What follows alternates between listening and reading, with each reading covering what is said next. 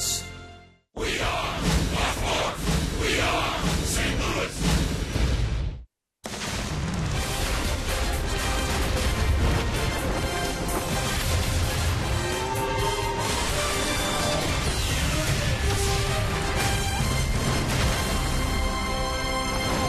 This is St. Louis Cardinals baseball. From downtown St. Louis, it's game number 2 of a doubleheader. The St. Louis Cardinals playing host to the Chicago Cubs. Welcome back for game number 2. Great to have you with us. That's Al Rabowski. I'm Dan McLaughlin. The Cardinals have lost the first 2 games of this series. Home run's a big part of it for the Chicago Cubs. So St. Louis trying to bounce back with Marco Gonzalez tonight here for the final game of this doubleheader.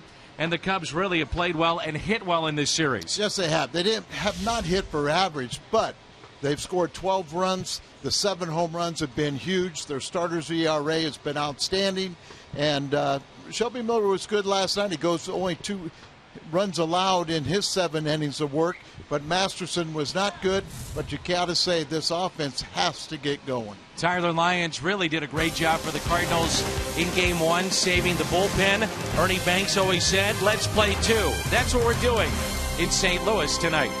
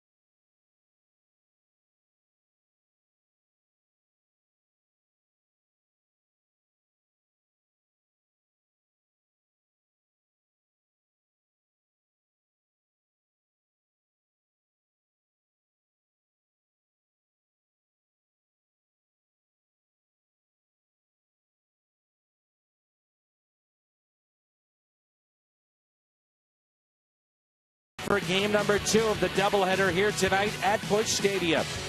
Game 1 went to the Chicago Cubs. Home runs a big part of their series so far. 4 last night, 3 in game 1. Watkins, Valleca went back-to-back. That was in the 4th. Starlin Castro knocked out Justin Masterson in the 5th with this long home run. 3 hit by Chicago game 1. Turn that page. Look ahead to game number 2. Say hello to Marco Gonzalez back in the big leagues. The young lefty gets the call.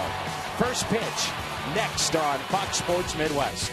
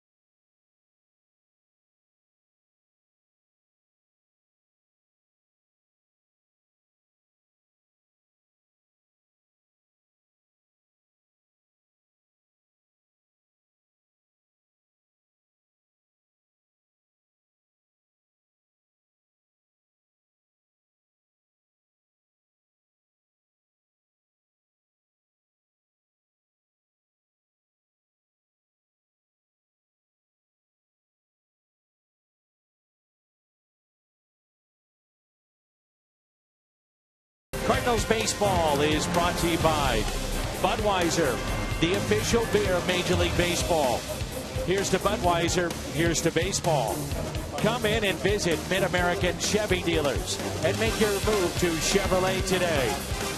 And by Menards, save big money at Menards on all your home improvement needs.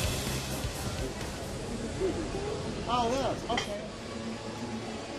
Big crowd for game 2 of this doubleheader. Along with Al Rabowski, Jim Hayes, I'm Dan McLaughlin. And game 3, the Cubs trying to make it 3 in a row over St. Louis. Alcantara, Baez, Castro here in the 1st. Soler, the 2 home run night in game 1. Castillo, Valbuena, Valleca, Caesar, and Wada. Kia starter is Marco Gonzalez, the young lefty for St. Louis. This would be his 4th major league start. Remember, this young man was Cardinals' first-round pick, 19th overall in 2013 free agent draft. He started at Palm Beach, got promoted to Double-A, then to the big leagues, and most recently had been pitching at Triple-A. When we last saw him, he was just a 2-pitch pitcher, a fastball and a changeup. His curveball was non-existent, but he's really worked hard on that. 2 balls and no strikes. You would think with a very good changeup, we talked about it the first 2 games of this series. The Cubs being young, some of them free swingers, that changeup could be very effective here tonight. You would think so, but it'd help a lot if you're pitching ahead in the count. 3-0, and that's the one thing, you know. When he was up here before, at 14 innings, he had 11 walks and 10 strikeouts. So he's got to throw strikes. Leadoff walk, and not what you're looking for. Alcantara is aboard. Leads the Cubs in stolen bases with 7.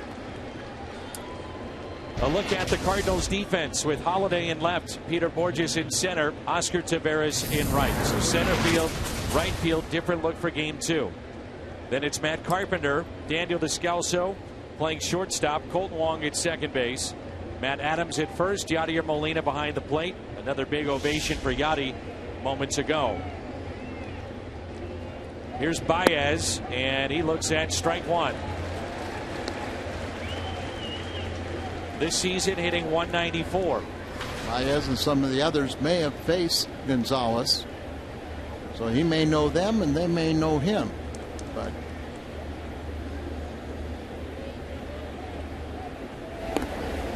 it's quite remarkable that Gonzalez, 22 years of age, and from last season's draft. There are a couple other players in that draft, but they're relief pitchers, and here he's making his 4th major league start.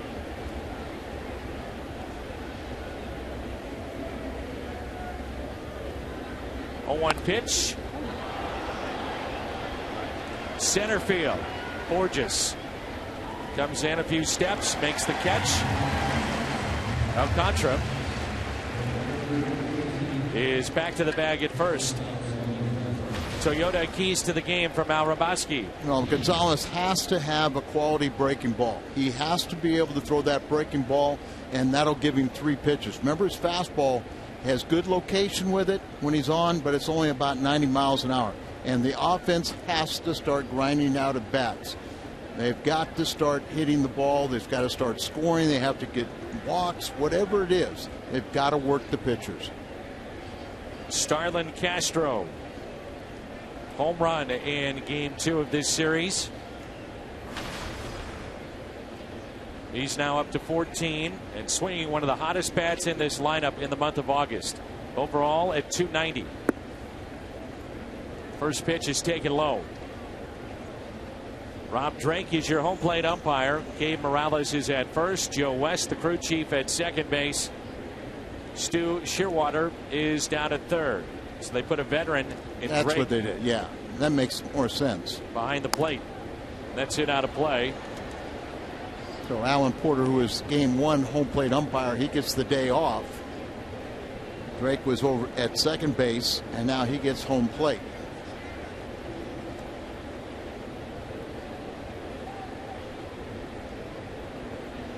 Chicago 66 wins last season total. We're not through August yet. They're at 61. And the Cardinals in head-to-head competition now against the Cubs. The Cubs are last place in the Central Division, and obviously they've got a lot more talent than what they started out with. But the 2 teams are 7-7. The Cubs have hit 7 home runs in the first 2 games of this series, and the Cardinals in the 14 games have hit a total of 5. Off-speed pitch taken low, and it's 2-2. You could see a little video of Marco Gonzalez at AAA, and he had a much better curveball. That's going to be a key for him, trying to establish the fastball this first time through the order. Quick move. Alcantara is back.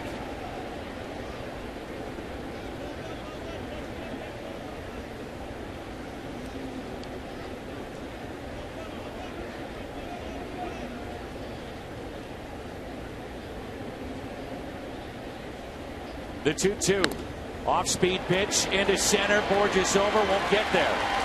Alcantara on his way to third, and here come the Cubs again. Runners at the corners.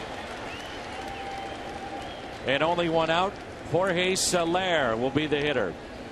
Peter Borges, a fine defensive outfielder, but he gets picked here as he goes over and gets the ball in the left center, but he did not anticipate that they were going to go first to third.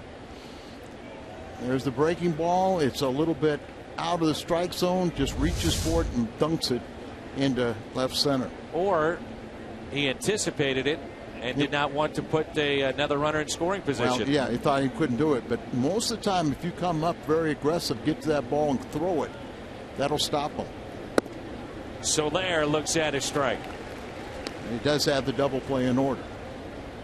I had the chance to visit with Jed Hoyer, the Cubs GM, after the game last night. He said, yeah, we're excited about the young players that we have, but we're going to be cautious with them. Spot Soler as he rips it out to left over the head of Holiday. One hops off the wall. 1-0 Chicago. Soler and the Cubs. Here they come. It's game 3 and already 1-0. Soler now 8 for 12 at the big league level. Just playing his 4th ball game, and now he's driven in 7 runs during that time. 3 home runs and 7 runs. Oh, he's just explosive. They keep on throwing him down and in, and he drops the bat hit. They're not strikes, but they're just yanking the ball. You're going to go in, you got to go way in.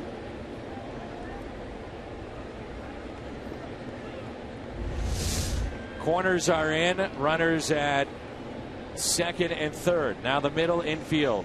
A few steps in. Shortstop Descalso backs up. Here's Castillo. Inside corner. Strike 1. 231 average. The everyday catcher for Chicago. It was Baker in game 1. And Castillo with 10 home runs. He's driven in 34.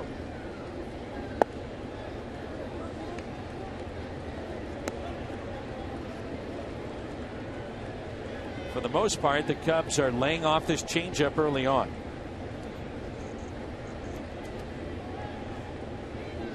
The bread and butter pitch of the lefty Gonzalez.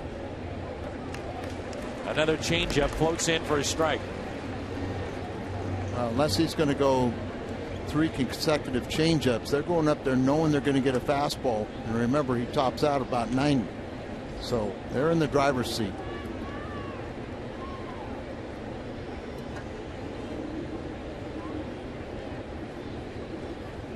Here's a 1-2. Little high and inside.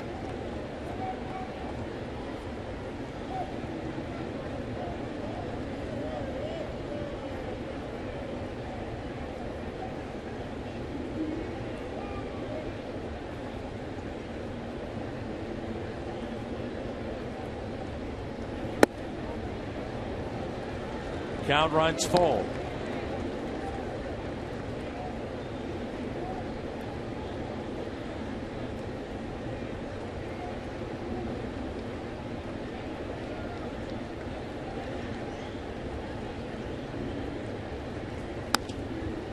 Popped him up. Outfield grass going out. Wong backing up, makes the catch. Runners stay put. A key out here in this first inning. You can hold them to just the 1 run. You'd feel pretty good about it. Get the butterflies out and settle down after this. But remember, in his previous starts, he had trouble the second time through the order. First time, he was very good, especially in his major league debut against the Colorado Rockies in Colorado.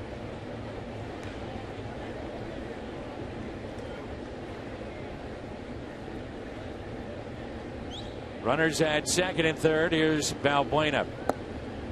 Another changeup and a strike.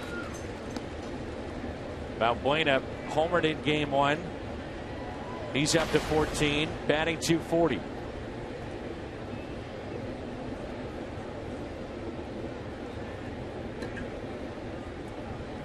Outfield is very shallow. Left center, Borges on the move, and he's got it. Cubs pick up a run.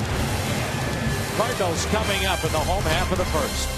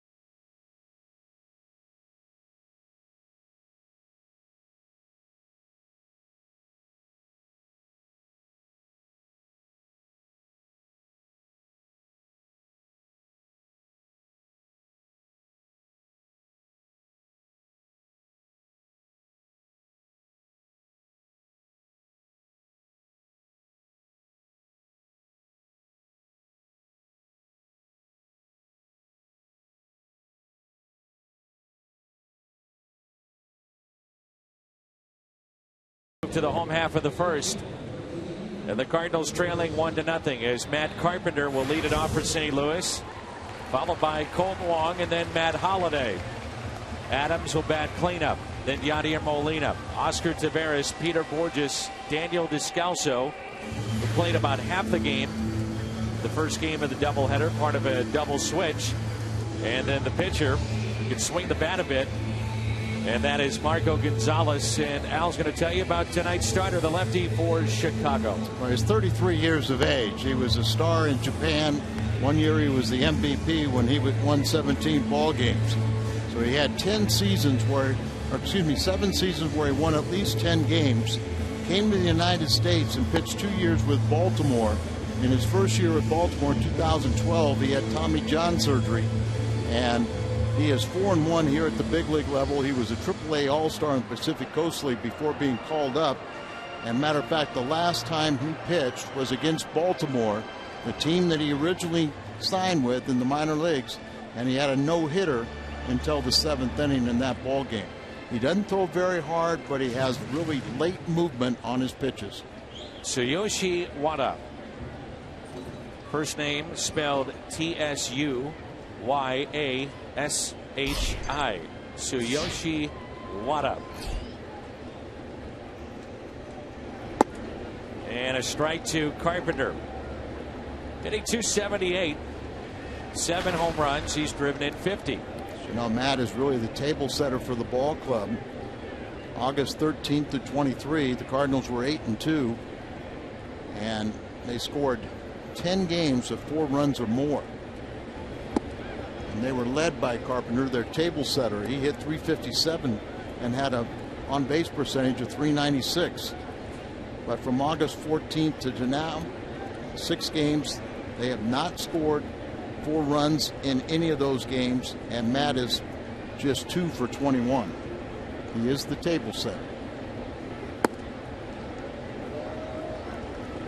Indications early on point to a very tight strike zone. I think you're right. But Gonzalez had a couple pitches taken away from him, and you could see that Wada is trying to make pitches out of the strike zone and on the corners. Gets the call there, 2-2. Congratulations to Missouri. Gary Pinkel and the Tigers win their first game in Columbia, 38-18. Also, University of Illinois picks up a win.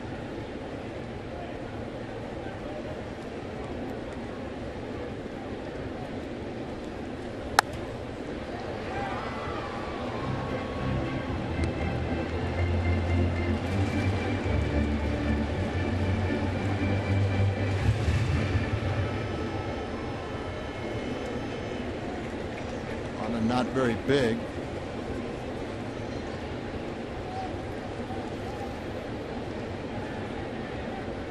The 2-2. Wow.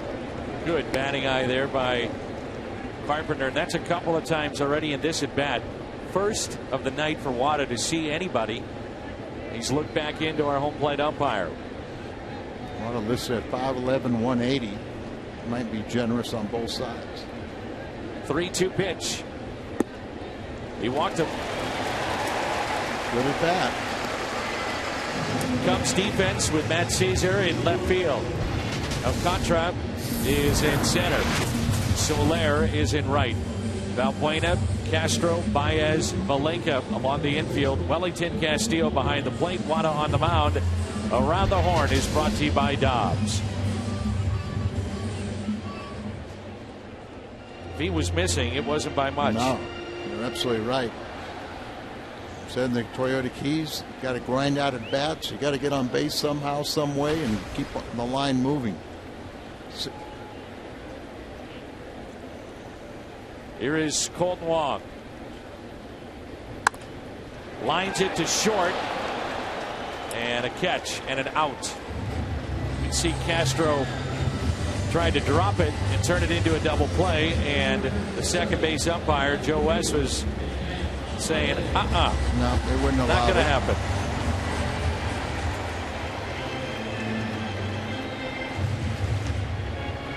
You're not going to fool me, young man.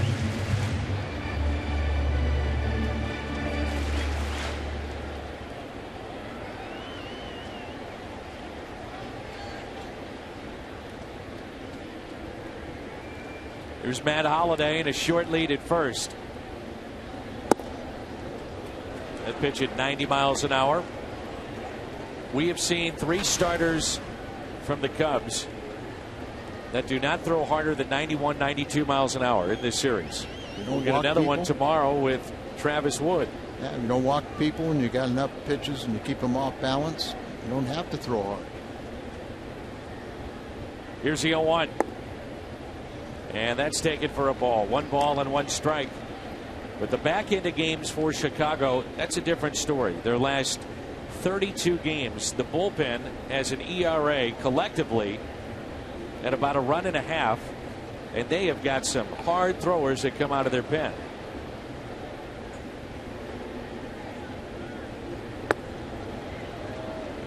Taken low, 2 balls and 1 strike.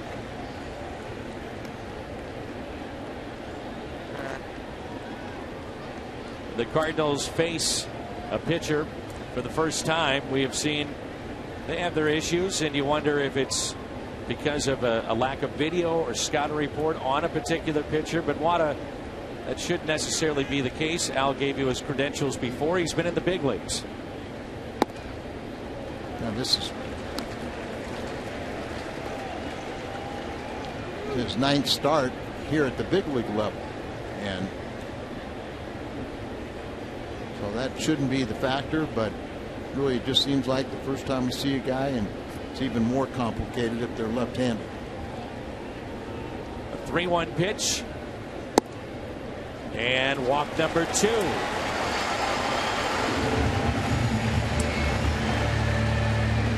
Wada has been a little bit unnerved with this strike zone.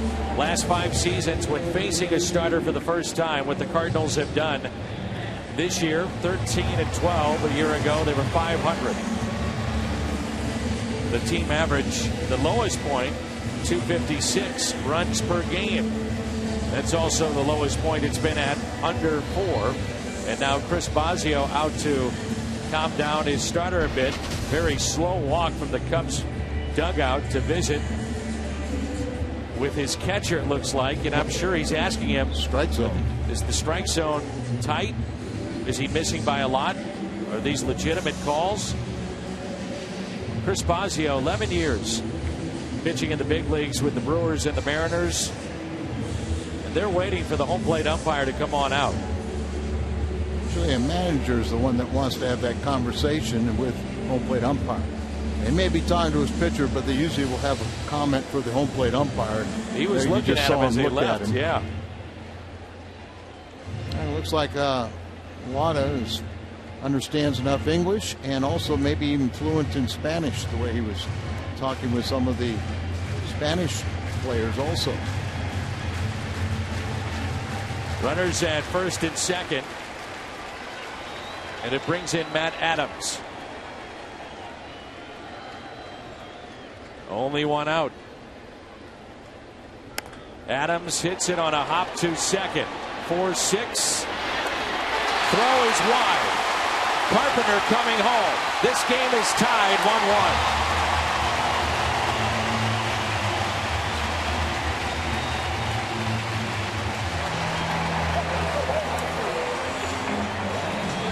1-1. Mentioned last night in watching Castro, he is throwing more of a sidearm throw than over the top. And that time it was over the top and he threw it wide. Well, you know, a lot of times, Danny, when you got a runner coming down, you know, it's Holiday, and that's a big body, and he kind of threw that ball, maybe trying to get his attention, a little bit sidearm, trying to get him to slide, but it was off the mark, and then the ball got away from our first baseman, and Carpenter's able to score. So that'll be an error on Castro, and here's Yadier Molina. 1-1 game, and Molina made his return to the lineup last night when hitless, falls behind, no balls and 1 strike. Last night was 7 weeks to the day that he had surgery to repair the damage done in his right hand. another benefit from being out for 7 weeks is he was able to get off his knees. Remember, he's got the Baki knees that last couple of years you have to give him some rest because he's the aching being in that position. And also a lot of people don't understand that your catching thumb, his left thumb, takes a beating also. Slowly hit. Wada will tag out Yadier Molina. The error on Castro, his 15th this year. Throw is wide to Valenka, and Carpenter doing what Matt Carpenter does, scoring a run. We're tied up at 1.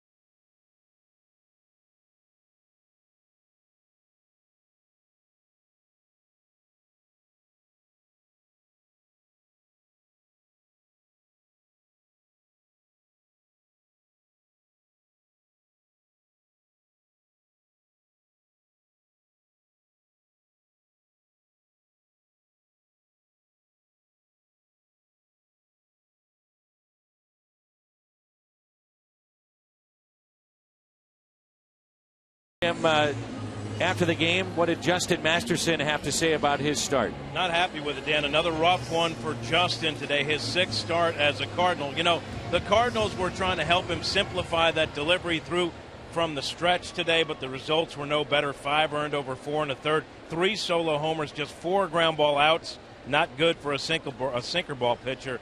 After the game, Masterson said he just can't find consistency. He told me, quote, I had some great at-bats and then wouldn't finish some pitches. I'd leave them up and in, and he's not sure why. He's apparently lost his command. Dan, commenting on Tyler Lyon's outing in Game 1, Masterson said, quote, if we had known that, we should have started him. So obviously he wasn't happy with his performance. Has he talked at all about a drop in velocity? He was not throwing very hard today. No, he didn't reference that, Dan. He just said that he couldn't find his spots on a consistent basis. At times, he would make the pitch he wanted, and then the next pitch would be up and in, and someone would crush it.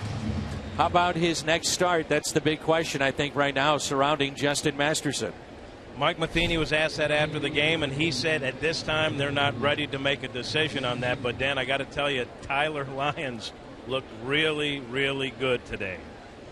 That's on the table. Certainly you think about Michael Wacha and Jim. Michael Wacha, as you get a look at Matt Caesar after the lineout by Valenka, will start tomorrow.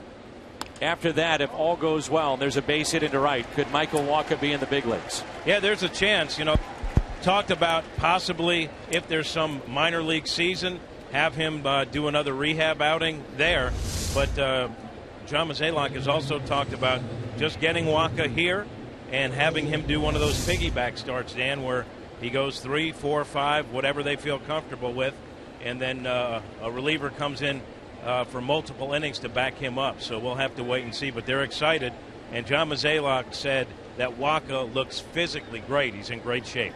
All right, Jim, thanks. Here is Wada, the pitcher, squaring to bunt and looks at a strike. You know, going back to the air, I was thinking during the break, if Anthony Rizzo is in the game, a left-handed throwing first baseman, big body, does he make the catch on that play and the throw by Castro? Now, it was wide, but it wasn't that wide. You know, he can stretch with the left, keep the left leg on the bag, stretch with the right, and then the right arm goes wider.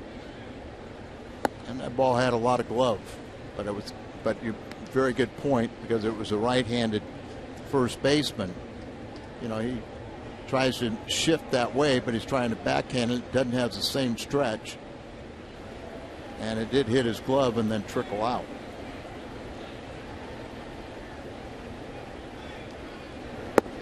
Taken low, and it's 2 balls and 1 strike. I'm not sure the Cardinals can give Masterson another shot. You know, you've seen what you got. Right now, clearly, as he said in the postgame, he's disappointed in himself. He's not right. You're in a pennant race. You know, if you're up by 10 games, that's one thing. Or April or May, that's another thing. But this is games remaining now under 30. Every game is crucial and vital to pick up a win and give yourself the best chance to do so. You can see he's talking with Adam and trying to figure out things, but it's been going on too long. And as you said, it's not about individuals now. It's all about the team. And you have to really look. What is the best option to give the team a chance to win. He's made 6 starts. He's only pitched 1 good game 3 times. He's, you know, really hurt the bullpen by pitching so few. 2 innings in Baltimore, 3 innings, you know, another time, and then this one was 4 1/3. So that just puts too much of a burden on the bullpen. You don't have a Tyler Lyons to do what he did that often. Here's a 2-2. And a strikeout for Gonzalez, his first of the night. Time now for you to tweet your photo using the hashtag STLFanPhoto for a chance to have it shown in an upcoming game broadcast brought to you by AT&T. So Wada cannot get the bunt down. We're back to the top of the lineup. Alcantara.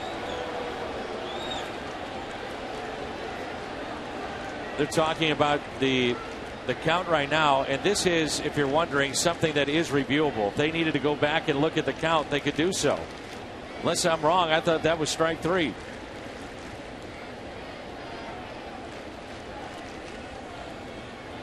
And the ball hit the bat, and he was bunting. And that's the only thing they could say, that he was not bunting. Joe saying, calm down. Singing Cowboy. Oh, they're questioning whether or not he was bunting. And he was trying to bunt, but the umpires missed it. Let's see. Showing the bunt. He's still showing bunt. And he's still showing bunt. Why is he still in the batter's box? If they're questioning whether or not this is a bunt attempt because he's spinning away, this is an awful call. He spun away after the ball made contact. That's terrible. And that's textbook why you elevate the ball when you have the pitcher bunting, so you can get it to pop up. That is exactly what you want to do. Elevate the ball and have that reaction. That is hard to believe that 4 umpires couldn't see that.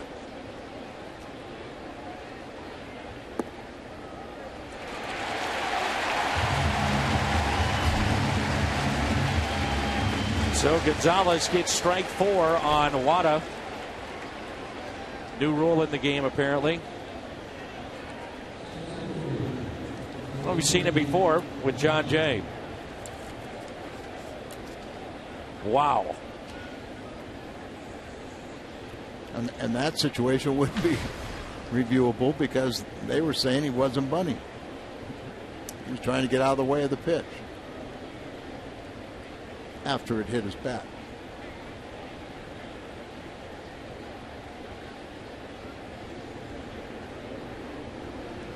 Back to the top of the lineup at the switch hitter. Center fielder for Chicago. Walked and scored. Back in the top of the first. Was I missing something there? No, you were right on. The umpires did. They missed it. I started questioning whether I had the count right. But I mean, just looking at it, if there is indeed 2 strikes, how can they not look at that and say that's not a bunt attempt? Joe West even looked down to the third base umpire and signaled, was it a swing or was it, bunt?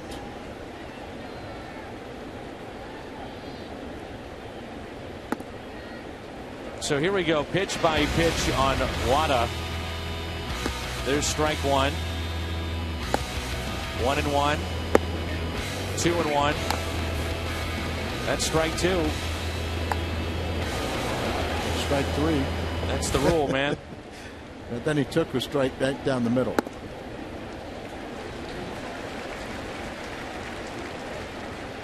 That's and one terrible. extra pitch may cost us a game. Well, it's not going to cost you the game, but what's the rule? Here's a 1-2. Popped up. Gonzalez gets out of the way. Carpenter makes the catch. Oscar Taveras leads it off when we come back.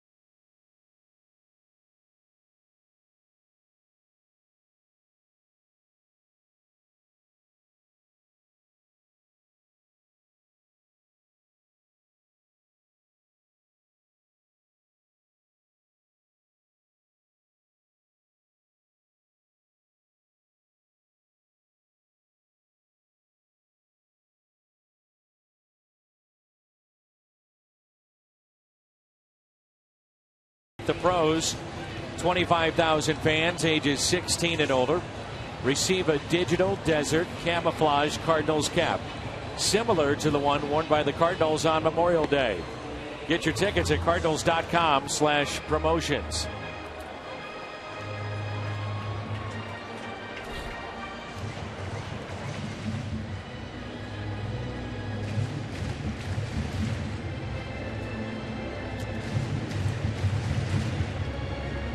Statisticians tonight, Andrew Humes and Luke McLaughlin, working next to Tony West and doing a great job as always. Taveras, Borges, and Descalso.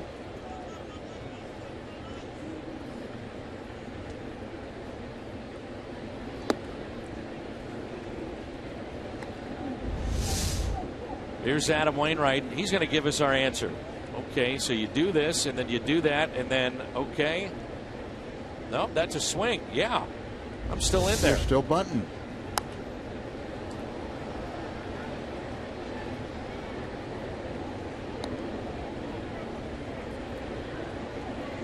Nothing in 2 on Taveras, who sat in game 1. Start went to Randall Grichuk. We had a base hit. The 0-2.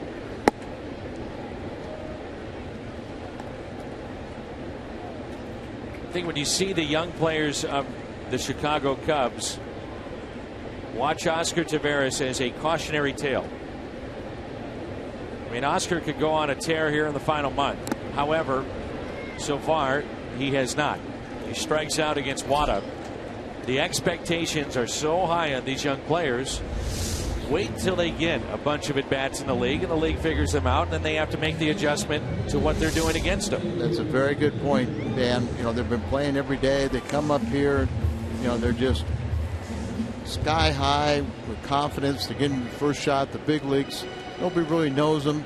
And like you said, they get on a good run, but eventually they'll have adjustment period. And how do they handle it then?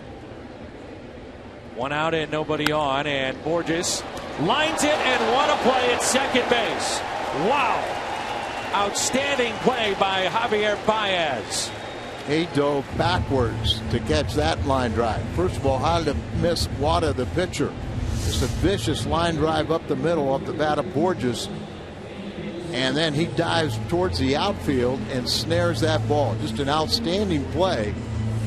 Big slugger may not be hitting for average, but he's hitting for power, and there he made a beautiful defensive play. Best play we've seen defensively in this series. Here's Daniel Descalso, and he looks at strike one. Daniel with a base hit to right was 1 for 2 in the game. Game 2 of the series, game 1 of the doubleheader. Average up to 224. Fights it off. Castro going out, and he makes the catch. The Cubs showing some defense behind Wada.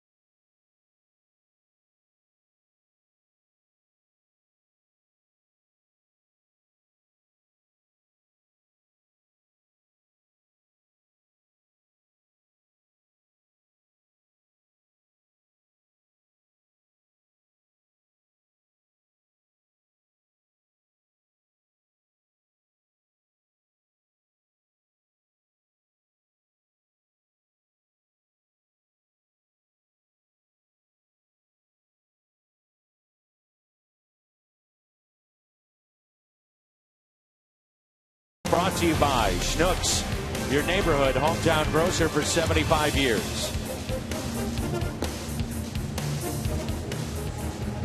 Watching the Cubs play in the 2 games so far, and then this game tonight, you would know that they are in last place of the Central Division.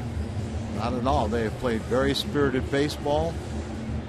I looked at this when I started seeing all these young kids coming up and having good runs their first month in the big leagues or so. I said this is going to be a lot more trouble than what the Cardinal fans expected. And the Cub fans are all excited about a little glimpse at the future. And a strike to Baez. Underway here in the top of the 3rd. Baez, Castro, Soler. Baez moments ago, that great stab of the liner off the bat of Borges at second base.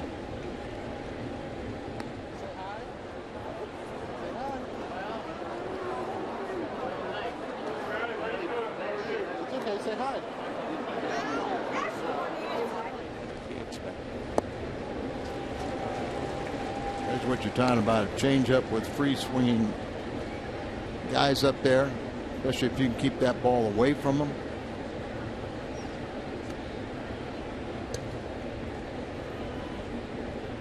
One and two the count. inside. 2 balls and 2 strikes. If you're going to go in, you got to go in that far. A lot of these guys are just, in jerking the ball mode, so they're, middle half in is right in their wheelhouse.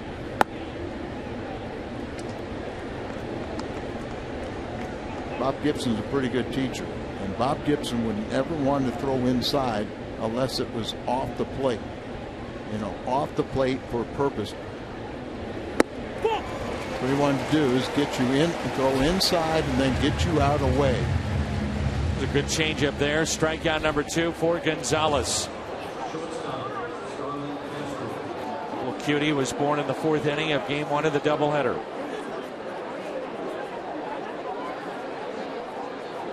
Not distracted a bit, is she? Not at all.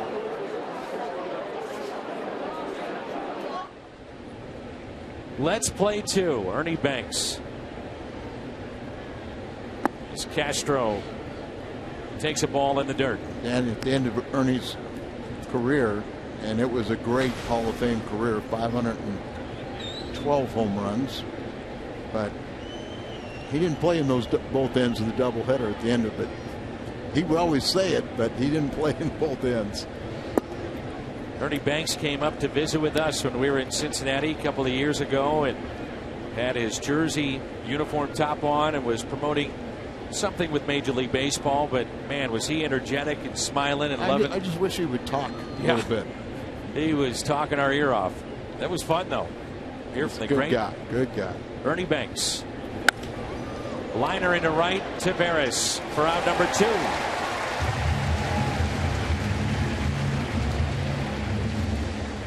Ernie Banks had over 200 home runs at shortstop, also over 200 home runs playing first base. Right. First towards the end of his career. Of course, Billy Williams, great teammate. Rizzo's got 30 home runs. Billy Williams holds the Cubs record for home runs by a left-handed hitter at 42 in 1970. That's what you got to do. Keep that ball away from them. These guys are trying to hit the ball. They're thinking everything's a fastball, and they're just pulling off everything, just trying to jerk it out of the ballpark towards the left field. Changeup has gotten better as this game has gone along. There's a pitch inside. That far inside. With purpose. Yeah. The hitter can't cover both sides of the plate. So you've got to, he's going to pick one side. Make it uncomfortable. Can you think of one hitter that was uncomfortable in their at bat in the first 2 games? No. No. Not a Cub hitter. And that's why they hit 7 home runs. There's a breaking ball, and it's tapped foul. 2-2 with 2 outs and nobody on. He's throwing a curveball and a slider now. Just having the ability to throw a couple of them for strikes, is going to help out. Another thought in the hitter's mind. 2-2, a changeup low and away. Soler, a double over the head of Holiday and an RBI. See if he doesn't come back with another changeup. 3-2. It's sharply left side. That's Descalso and safe at first. Adams switching feet, thinking he may have to make an adjustment. And with that, Soler hustling down the line. Well, that's it. Well, see, for some reason, he didn't react that quickly getting into first base, Matt Adams.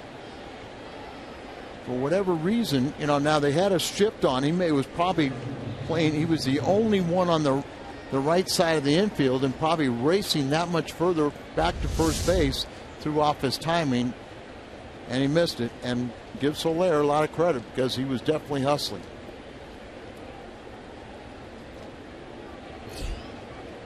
Molina went out to talk to Gonzalez, so an error on the play. And I agree with this. It's to the first baseman, Matt Adams. Should be out of the inning. Extends it now to Wellington Castillo. Marco's got to be careful because you've seen a couple times he throw to first base. The first time he came very close to balking. Reputation is that he's got a very good move. Those that have seen him down in the minor leagues. Change up, 76 miles an hour. 1 ball and no strikes. Castillo popped out to second first time up. Both teams have committed an error tonight.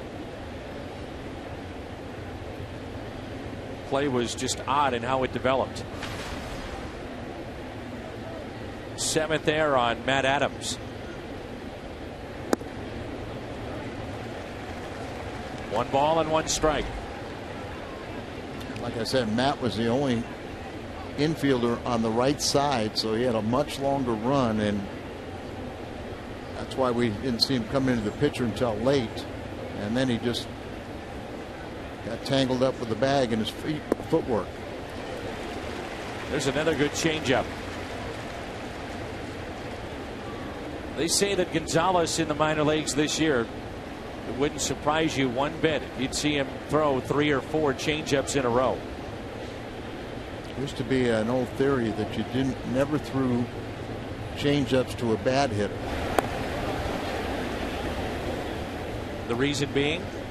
Well, you speed up their bat. You know, they can't hit your good stuff anyway, so you're doing them a favor.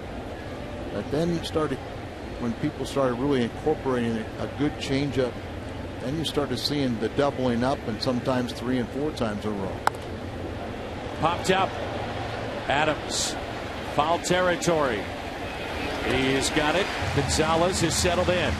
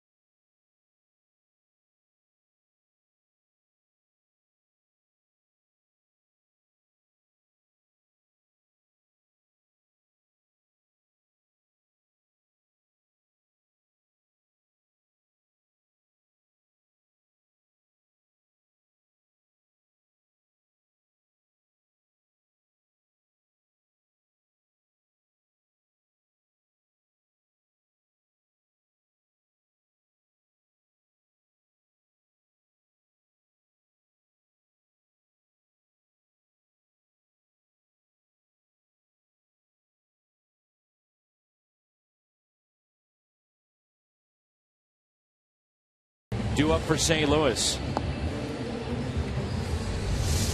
You ever seen a circle change? Well, it looks just like this. See the circle right there. Back in the palm of the hand, you got the circle. You can't throw it hard because it's jammed back in there. And when you keep it down and away, you'll get a hitter, an aggressive hitter like Baez, to go right over the top of it. Marco's also a pretty good little hitter. Remember, in his major league debut, he got a double in his first at bat. And this year, when he went to AAA, he hit a home run in his first AAA at bat.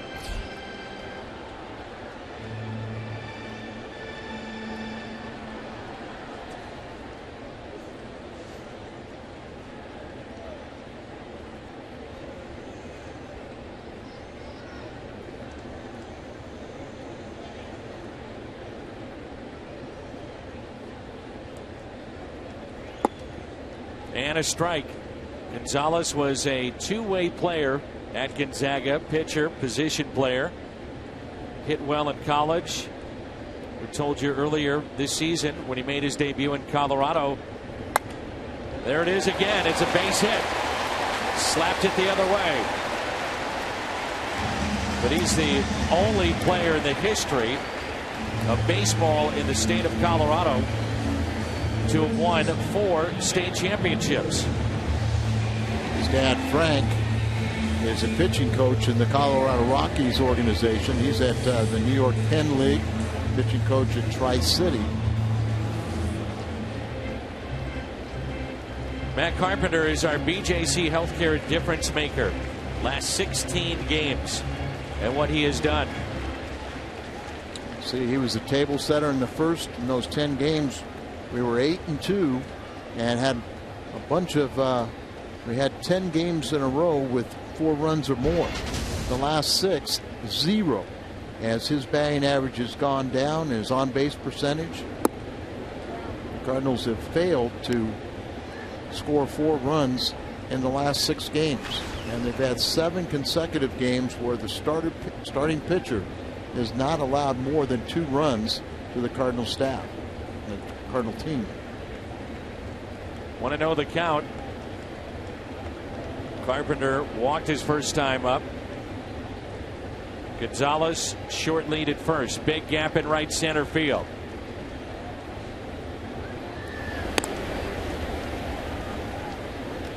Dan Kantrovitz, the man that drafted Marco Gonzalez.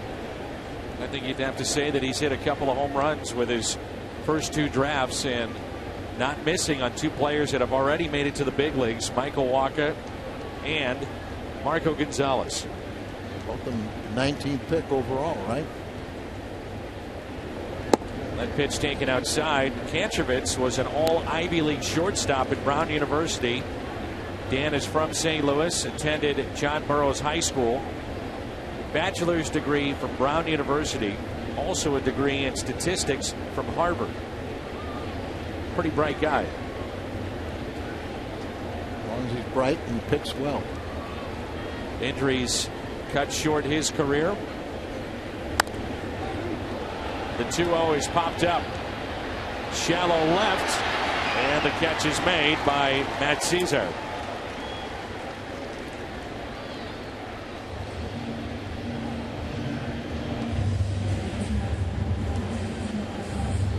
Colton Wong lined out to short first time up.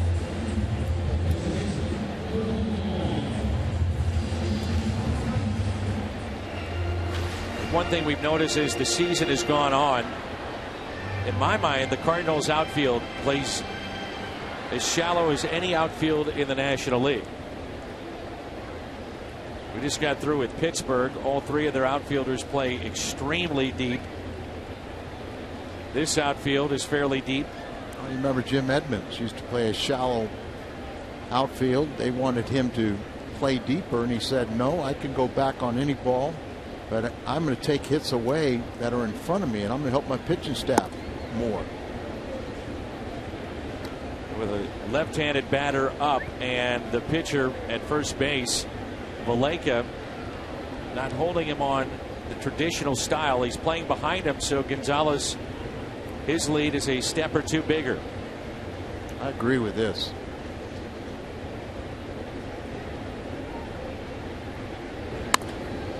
Wong with a high fly ball into right center. And the catch made.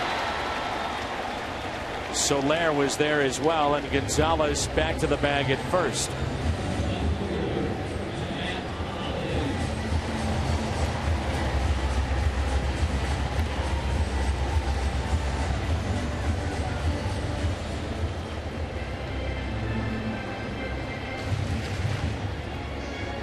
Holiday had his 10-game hitting streak stopped in game 1.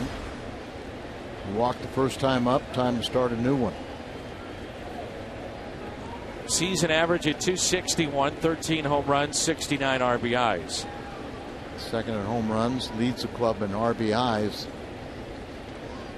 He is the elder statesman of the position players and in there every single day, including game 2 of a doubleheader. Pops that foul. Matt has a home here in St. Louis year round, and You'll find him at the gym working out every morning, in season, out of season. Keeps himself in tremendous condition. This time of the year, everybody has little nagging injuries, including Matt, where they're slight back issues, but a knee that kind of been bothering him.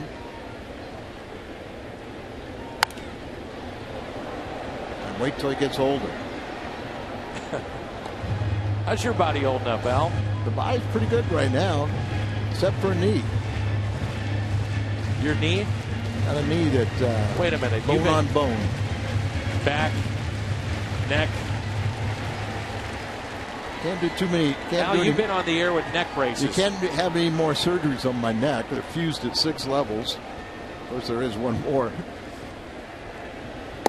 Fused at 3 levels in my lower back. Rods and screws in both areas. But my knee now. But mentally, it's not bad enough. You're as sharp as ever, mentally. Well, it's debatable, because how sharp I've always been is debatable. Never uttered a truer statement. You know I'm kidding now. Oh, I brought it up. Ooh, he doesn't get the call. Well, we've talked about it. It's a tight strike zone for both pitchers. Watta's one of those kind that really lives on the corners, tries to keep everything out in the middle, and then he has late movement. So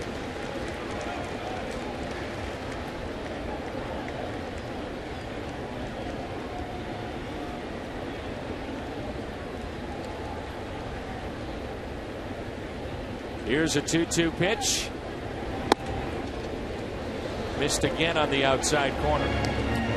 Talk about the Cubs, how they've starting to draft and sign and really improve their minor league so much, but they're mostly position players. But then they're smart enough, they're finding guys like Watta, who they signed as a minor league free agent with an invite to spring training. And now he may be a mainstay in their rotation in the future. Runner off with a pitch. That's Gonzalez. The 3-2 is hit to short. Castro. Cardinals strand their second runner of the night.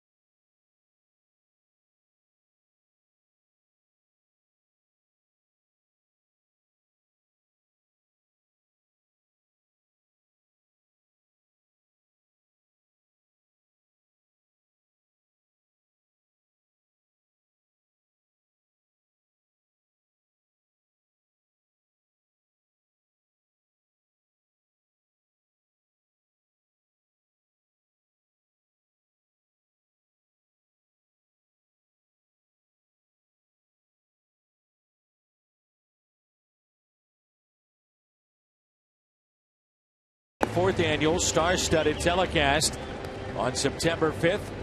It'll be on Fox Sports 2. Locally in St. Louis, cancer survivors and supporters will watch the telecast at Fox Sports Midwest Live. Sign up now at the American Cancer Society of Eastern Missouri Facebook page.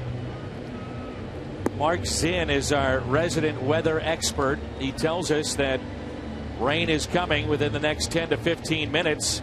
And during the commercial break, Bill Finley, who's the head of the grounds crew here in St. Louis, was out to visit with the crew chief, Joe West, and I'm sure they're talking about what's coming and what they're seeing on the radar. And he was showing his little portable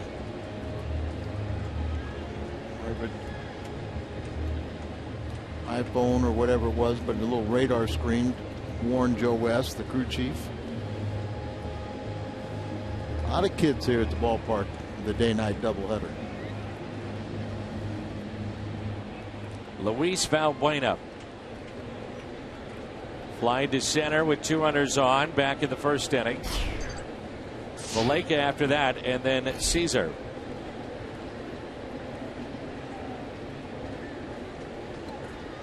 Peter Borges very shallow in center field. First pitch drops in for a strike, and Gonzalez has settled in after a rocky start. A little hyper. He had a little trouble getting his pitches down. Boy, how good was Tyler Lyons in game 1? Outstanding. Couldn't be any better. 4 2/3. Allowed 1 hit. He eventually picked that man off and had 8 strikeouts. A fly ball that's hit down the left field line and out of play. Tyler Lyons, most strikeouts by a Cardinals reliever in a game since 1960. Some guy named and then Marshall Bridges right after Lyons. Well, that's you, Al.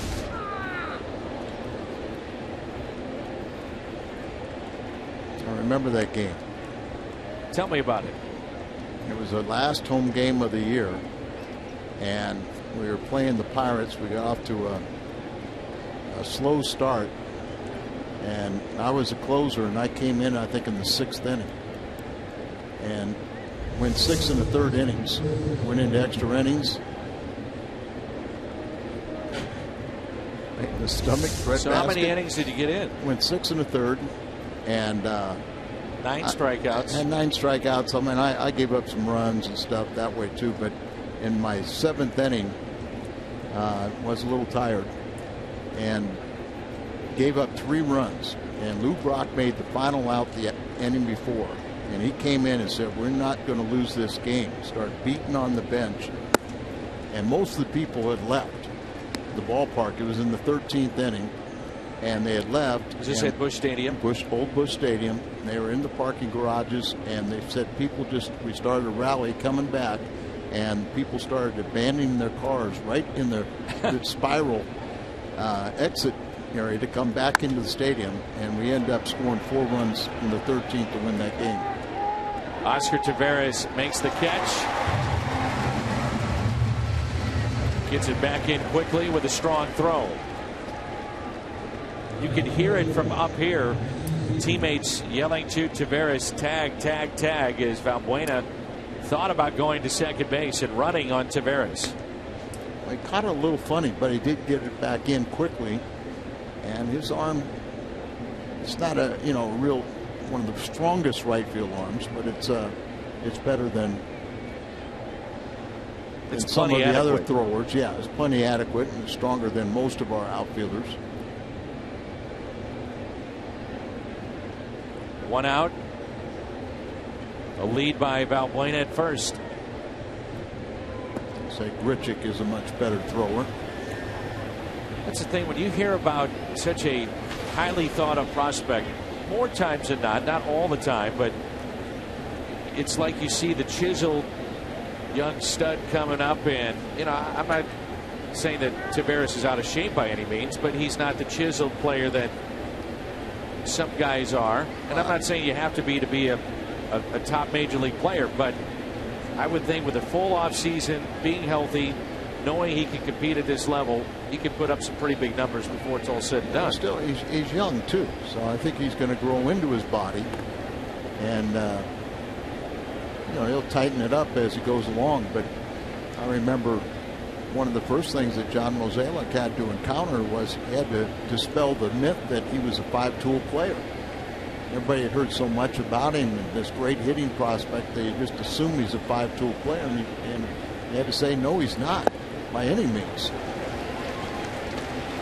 There's another good changeup by Gonzalez, and he's hoping to get Caesar out in front, get a ground ball and a double play. You know, Tommy Pham is one of the names that you'll be hearing about, I would imagine, in September. A guy that has dealt with some injuries in his career. He's not 5-tool, but a very solid player at the minor league level. And he could be one of those young players that comes up and provides a spark here or there, wins you a game. You know, a lot of times when you're trying to go down the stretch and you're trying to win, some managers don't want many guys coming up because they don't want them to mess with the chemistry, don't want them to mess and not understand that, you know, there's a lot of work to be done here. But Mike Matheny says we need help. So he wants to bring up a bunch, and we agree. I mean, right now, there's no telling who might be playing every day, whoever gets hot. Try to be as positive as he can. But right now, it's tough to watch this club not score any runs. And we know with the talent that they have, it should be much better. 1-2 pitch and a strikeout. No argument from Caesar. Third strikeout for Marco Gonzalez.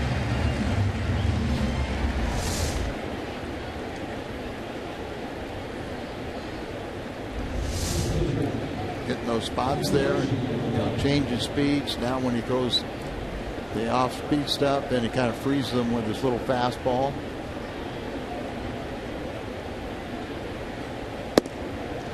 And a strike to Wada. Strike zone has opened up a little bit from that first inning. Runner at first and 2 outs. Molina sets up outside again. Gonzalez delivers. What'd you say about that strike zone opening that up? That one a little low. Over the plate potentially, but maybe a little low.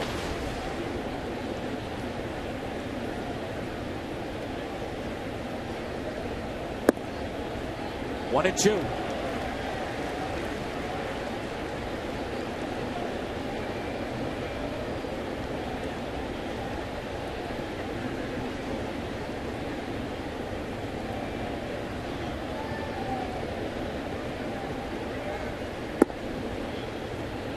Two balls and 2 strikes. Wada struck out on 4 strikes his first time up. I'm going crazy over that bunt attempt. You're being accurate. If you're just joining us, it was a bunt attempt, and it was with 2 strikes, bunted foul. And yet the umpires felt he had made a commitment, not truly a full bunt attempt, which is the rule in this case. It has to be a true bunt, 100% bunt attempt. And he was still in there and then was called out on strikes. 2-2. Back-to-back Ks for Marco Gonzalez. 4th strikeout. Since noon, we've been busy.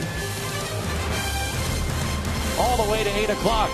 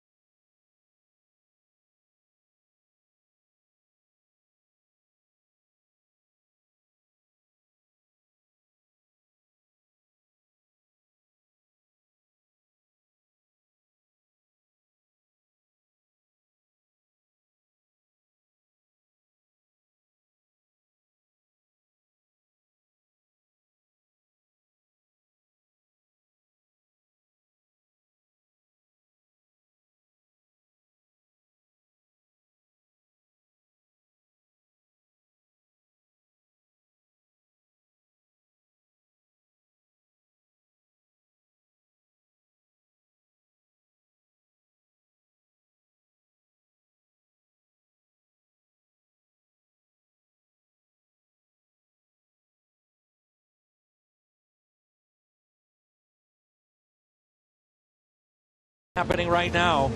Save 50% and get MLB.com at bat premium for only $4.99. Download on the App Store or visit Cardinals.com. Along with Al Raboski, Dan McLaughlin, Jim Hayes with you.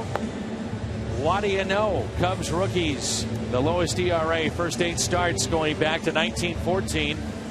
Pretty big names on that list, but 2 of them, Hendricks and Wada, have done that here in 2014. It'll be Adams, Molina, and Oscar Taveras for St. Louis as we move to the home half of the 4th. Adams grounded to second base in what should have been an inning-ending double play. And it wound up being an error on Starlin Castro that led to the lone run for St. Louis, scored by Matt Carpenter.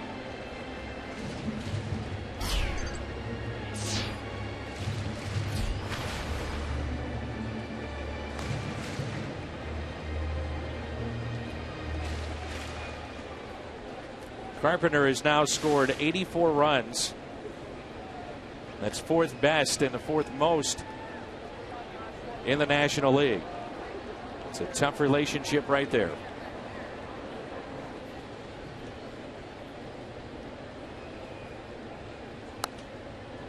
Do you know how many people come up to us, Al, on these caravans and say, well, I'm a Cardinals fan, my wife is the Cubs fan, or vice versa. We have 2 kids. One's a Cardinal fan, the other one's a Cub fan. That's a tough household to live in. I got winners and losers. Uh-oh, here we go. Al, be nice. A lot of folks that are Cub fans listening tonight and watching, and I can only imagine where you're going. Well, the way I'm going is,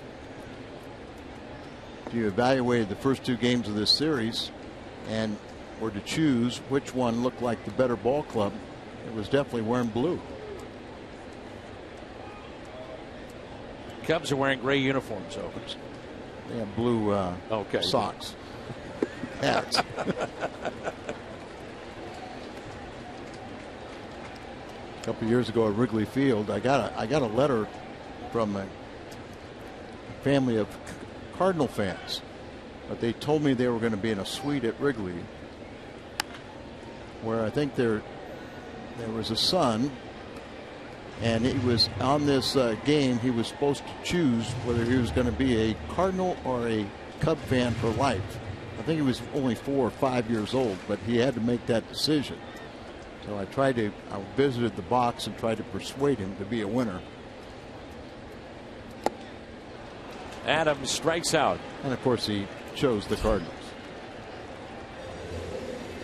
Al Raboski making dreams come true.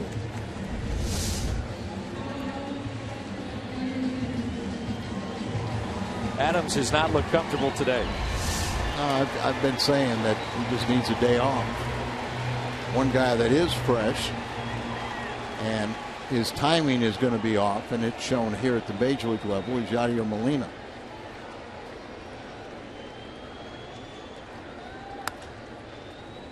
Little late on some swings. Now, a few times that we've seen him, he's been trying to go to right, which he can do so well. And I think that's a good way to try and get your timing back, is keep your weight back. Like that time, you're really trying to hit that ball to right field, so you let the ball get deeper on you. Here's the 0-1. Now 0-2. You don't miss 7 weeks and expect to come back here and hit major league pitching. And it just goes to show you, he tears up, Double-A pitching, 5 for 6 with 3 doubles, but that's a little different than the majors. Goes to right. There's your base hit. The fans love it as number 4 singles into right field. And you go back to basics when you're trying to get your timing back. It's so important to do the simple little things. The most simple thing is bunting. The next thing is just trying to wait back on a ball, take it to the opposite field, and he does that so well. So the Cardinals have a base hit from Yadier Molina, just their second tonight, the other by Marco Gonzalez.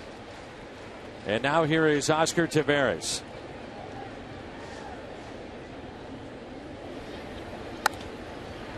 Healthy cut, pops it foul out of play. Struck out his first time up.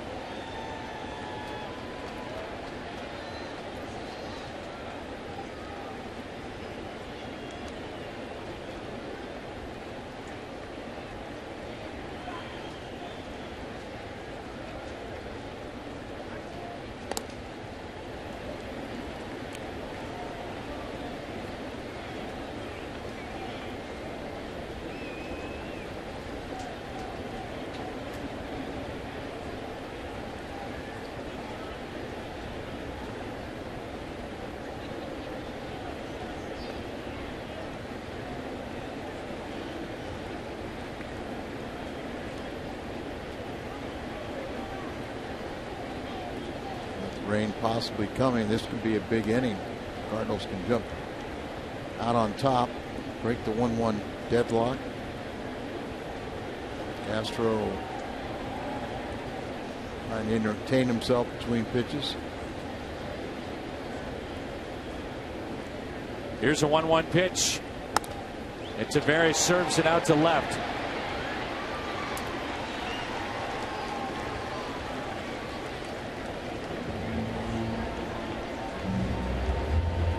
With 2 outs, it brings in center fielder Peter Borges, who lined out to second base.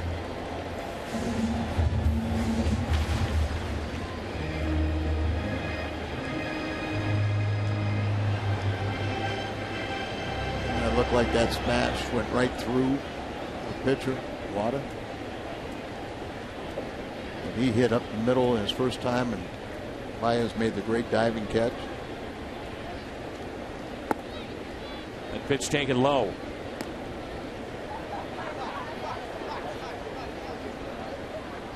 Young lady just sent me a picture of her baby that has a shirt that says "Baby Divided."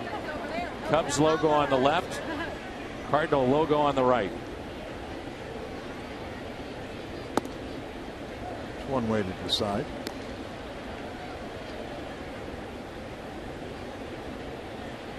You can't be down the middle with these two franchises. I remember much younger days traveling to Southern Illinois, and you walk into a tavern there and you have a white line down the middle. Cub fans on one side, Cardinal fans on the other. Bragging rights for the year, which franchise, which team wins the head-to-head matchup for the year. Right now it's tied 7-7. There was nothing close for me growing up. The Cardinals were my favorite team by far. Loved them. Still love the Cardinals and the franchise, the fan base. However, I did enjoy the Pirates. Tony Pena. I like Tony Pena. Became a Cardinal. And then when he became a Cardinal, then you were happy. Very happy.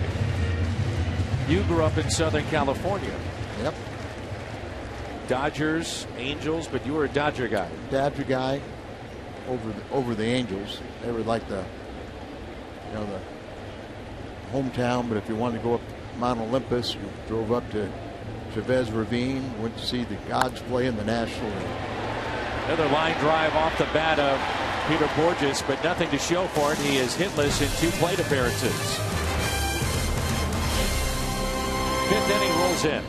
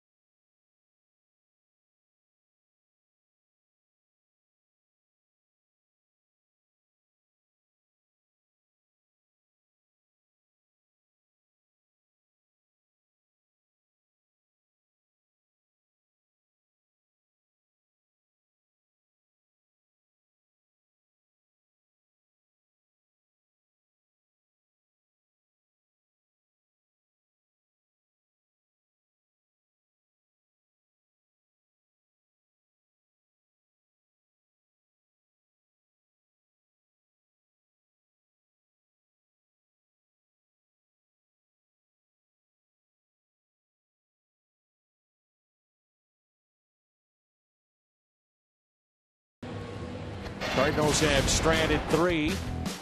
Speaking of the Cubs, the 1908 World Series champs. There they are. Not the bear, the mascot. Had a little issue with their new mascot this year, didn't they? They did. Which was not the official mascot, but somebody wearing a bear costume was doing some naughty things.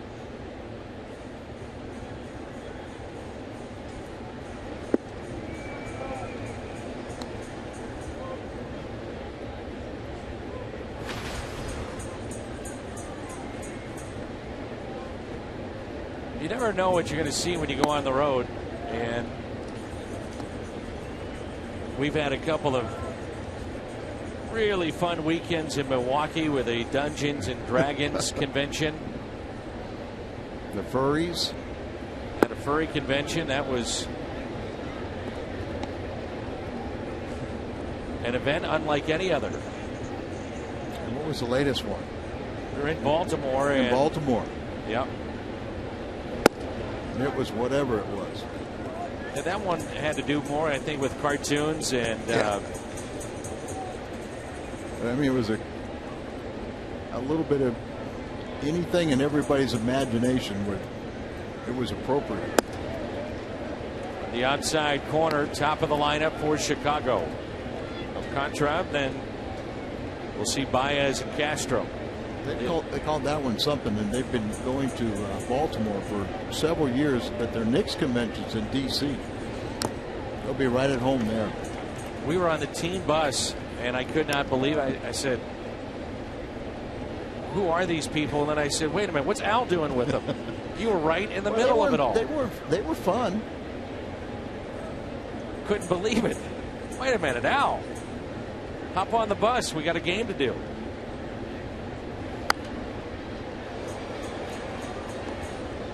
And again, being the great human being that you are, you lent your services to talk to those folks, just like you did that young Cubs/Cardinals fan at Wrigley.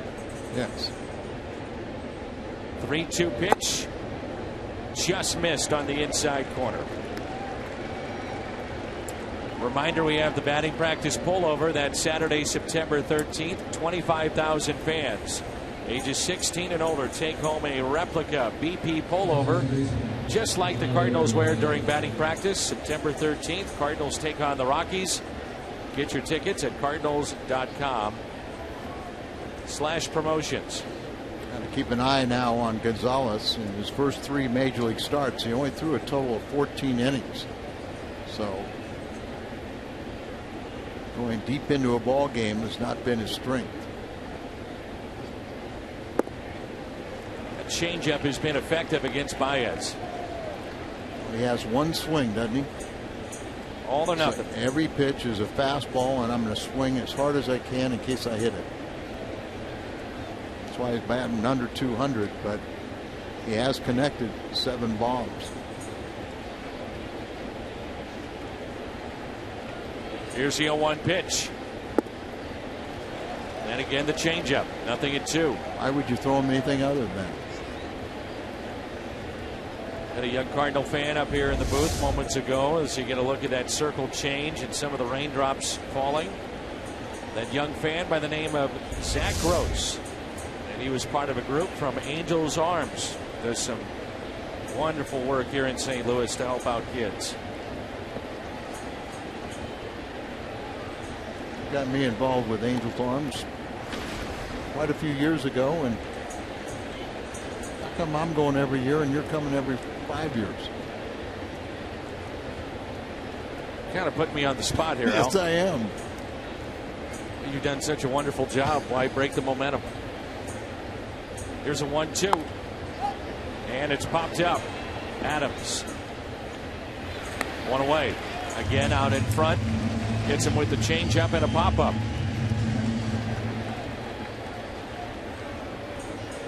They help out so many kids that are in foster homes that need permanent homes, and truly a safe place to be until permanent residence and family is found. And they do Unbelievable work. And I don't know the number, but it may be up to somewhere in the neighborhood of 10 homes now. And as you said, some of the success stories, great stories of what they've done and how they've helped out young kids.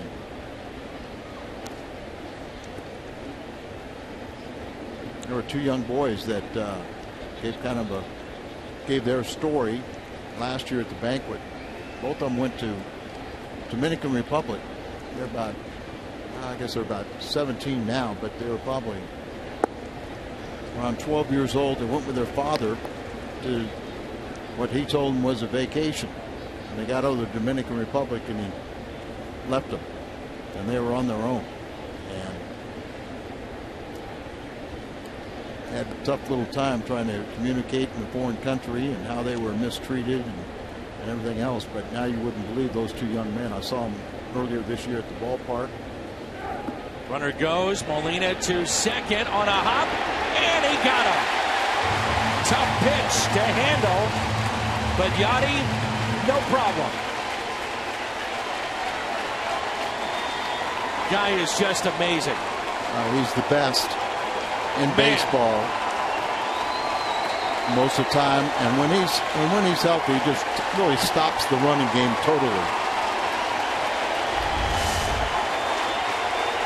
Throw bounce, but it's accurate, and the tag is applied. Slides right into the tag.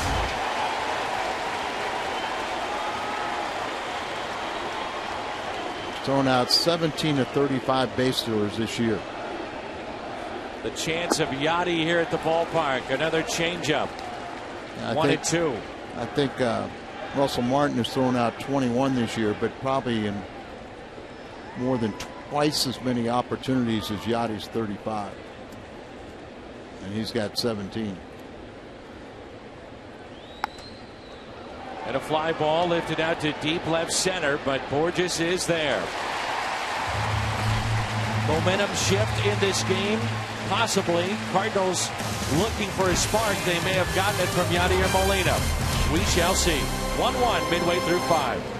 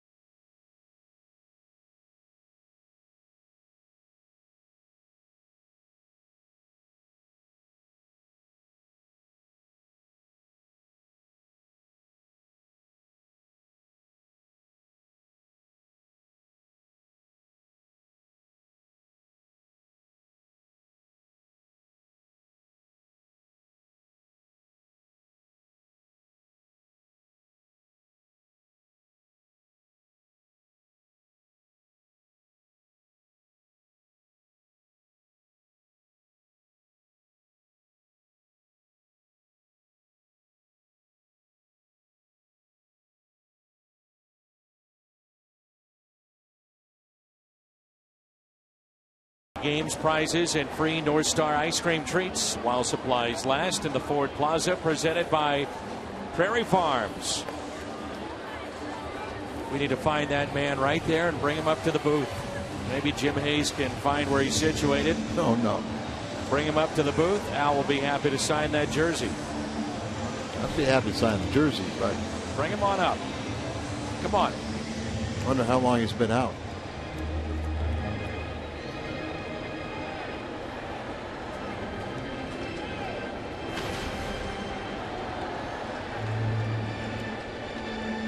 someone knows that gentleman and can spot him from simply his back, bring him on up. And I'm being serious. Why not? It's been a long day, Al.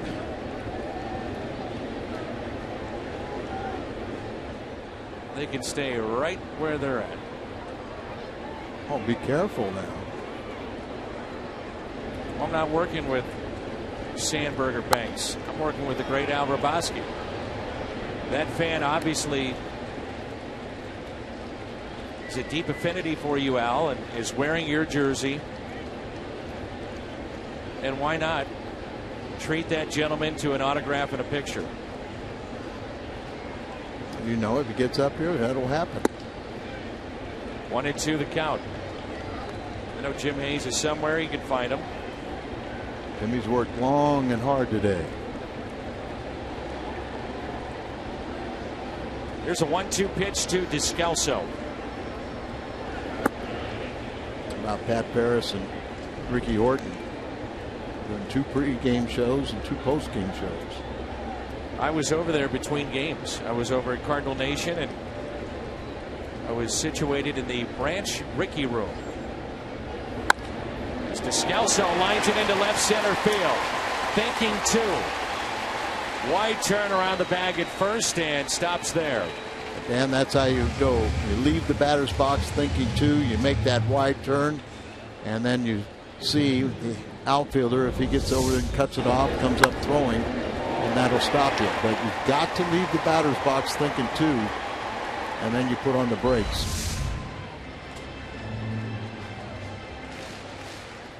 Marco helped himself the first time. He got the first hit of the game for the Cardinals. They now have 3. Ricky was pretty upset.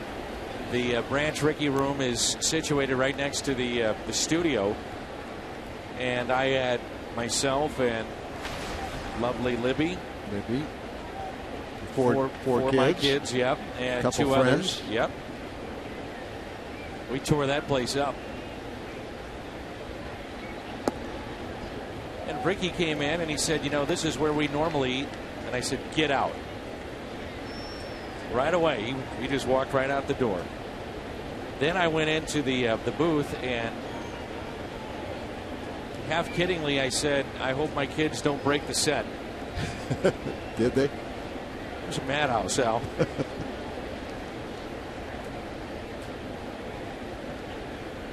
Here's a 1-0. Gonzalez, nice form, gets the bunt down. Wada spins and throws. Advancing on the play, Descalso. Cardinals have 3 hits tonight. 1 by Daniel to start this inning. A single to right by Yadier Molina. And a single to left by that man, Marco Gonzalez. Turn your change into chicken. That's right. Now at McDonald's, Chicken McNuggets are just 25 cents each. Available in 4, 6, 10, or 20 pieces for limited time only.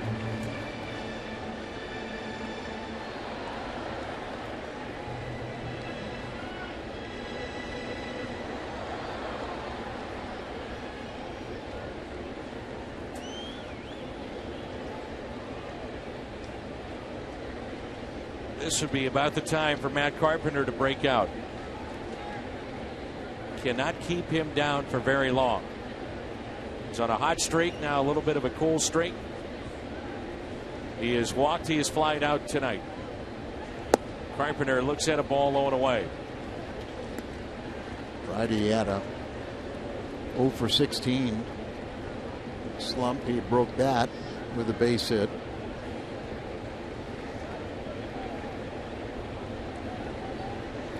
It's 2 for 8 on the homestand coming into today, and 0 for 1 today with a walk and a run scored. And a 1-0 pitch to Carpenter. Catches the corner. 1 ball and 1 strike.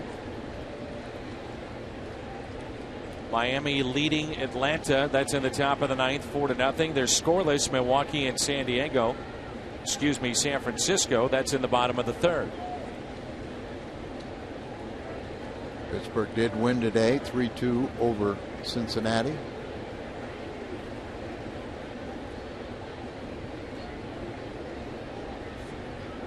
Descalzo trying to see around Joe West. The angle from our camera up here that Dawn has might be able to show it a little bit better if Tom Mee can get it, but our director is that Descalzo, when he takes his lead, he's probably a step or two just outside of the view behind Joe West, and then you have Castro, who is blocked by both the runner and the umpire. We saw last night, and you can't ask an umpire to move. Yes, you can. That's something that's commonplace in the game, and the outfielder asked Alan Porter to move last night in center. Well, and you could kind of see the center fielder maybe a little bit blocked too by Joe. So the singing Cowboys getting in the way of everybody. They actually had Alan Porter move to the outfield grass. In this case, Joe West is on the infield grass.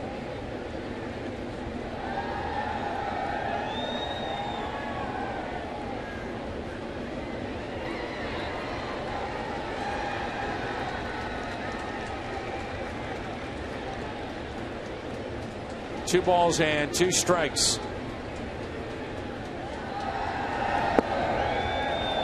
Boy, Carpenter has taken some tough pitches in this game, hasn't he? Yes, he has. Well, he's got such a good batting eye. He sees the most pitches in the National League.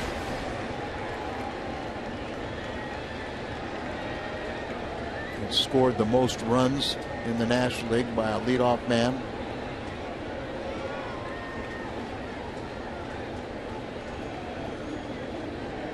Tell Descalzo just not comfortable trying to get that lead. And you know, Oquendo's trying to get him to get a bigger one. Get on the other side of him. But you feel like one of those infielders, Castro, the shortstop, is going to sneak in behind you. This could be a big pitch in this game right here. 3-2 on Carpenter. Runner at second, Descalzo. 1-1 game. And he draws another walk. His second tonight.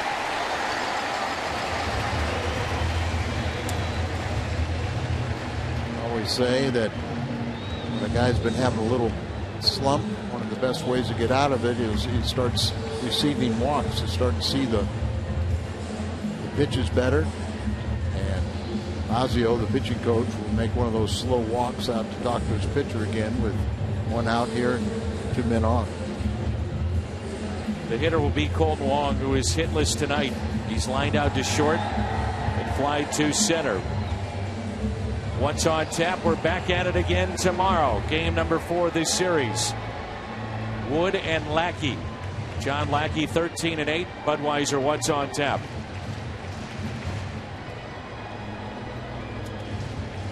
(12:30) with our pregame show. The slow walk by Rob Drake, the home plate umpire. All right, fellas, let's get this going, he says.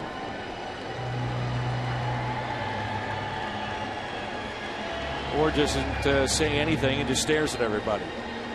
Either way, it's broken up.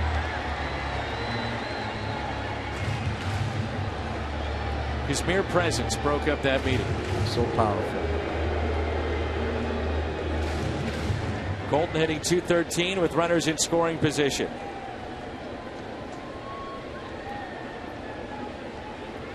Menchie lined that ball short his first time, hit the ball pretty well out right center the second time.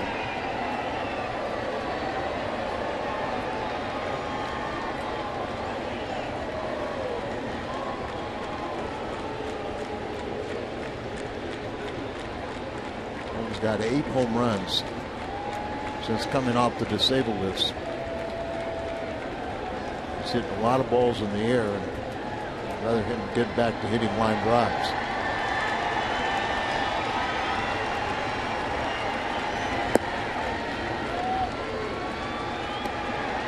Pulled back on the bunt attempt. Looked at ball 1.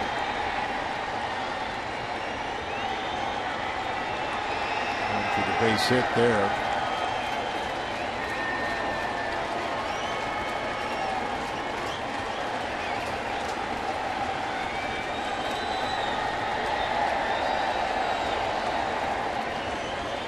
Here's a 1-0 pitch.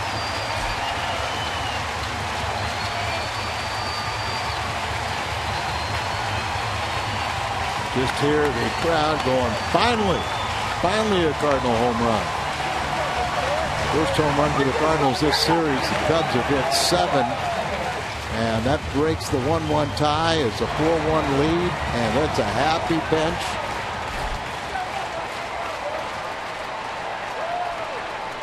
And potentially another game-winning RBI. And we showed it was the National League, but it's also the Major League leading 18, possibly 19 after that blast. Ground ball, hard hit to second. Matt Holliday, a 3-run shot, his 14th of the year. RBI 70, 71, and 72.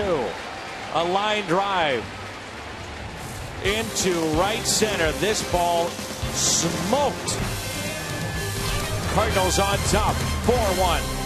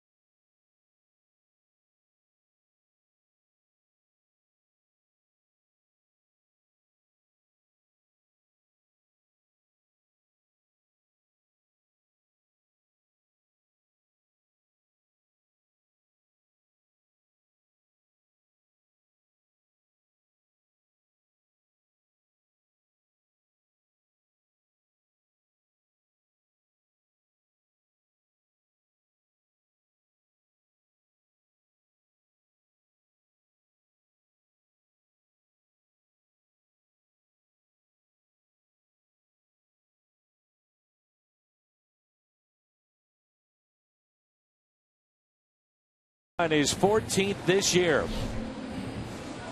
Jim Hayes never disappoints. Jimmy, where do we find you? Yeah, I'm in the stands with Charles from Rolla. Dan, he's the guy that's wearing the Al Roboski jersey. I asked Charles if, because I look around, I see Molina jerseys, Waino jerseys. I asked him if he got a deal on this one. What'd you tell me?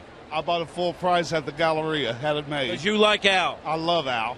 Would you like me to take you to the booth and have Al personally sign your jersey? That would be a dream come true. You're pretty stoked about this. Yes, I am. All right, Dan and Al, we're coming to see you. Come on up, Jimmy. Come on. Charles obviously has his life goals set pretty high.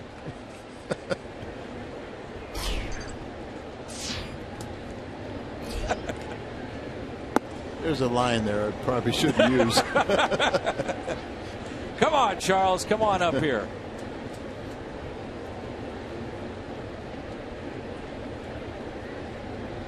Looking forward to seeing that gentleman and you signing the autograph, and you sign it. Oh, I will. As I've seen you sign hundreds of thousands of autographs. Look at Jim waving to people. Where's his security? You know, Joe Goldberg has security. Well, of course. But Jim's a man of the people.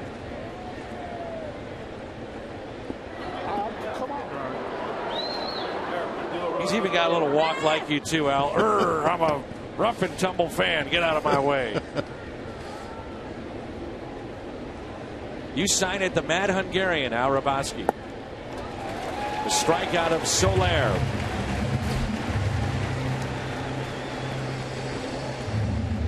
Marco, his 4th major league start, looking for his first major league win. Think about where this young man's been this year. Started in Palm Beach, then went to Double-A, then went to the big leagues, then to Triple-A, and now he's back in the big leagues and pitching well. He's never gone this deep in a ball game at the major league level. And because of Tyler Lyons and the great relief work he did in game 1, you have a well-rested bullpen. Randy Schote and Seth Maness are throwing behind Marco.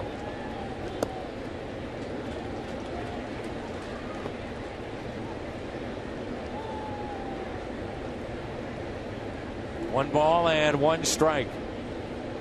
Wellington Castillo. And a fly ball into right center field. Borges on the move, and he's got it. Great speed out there in center. 2 outs. Marco Gonzalez has done a little bit of everything after settling down after a rocky start. Picked up the Cardinals' first base hit. That was in the 3rd. Dropped down a sacrifice bunt to advance Descalso, but most importantly, what he's done on the mound. And that's most important. You know, a little slow start, but now he's got command of not only his sinker, but he's got the changeup working. He's throwing enough breaking balls to keep the hitters honest. And they signed him, and he was last year's #1 pick by the Cardinals, 19th overall.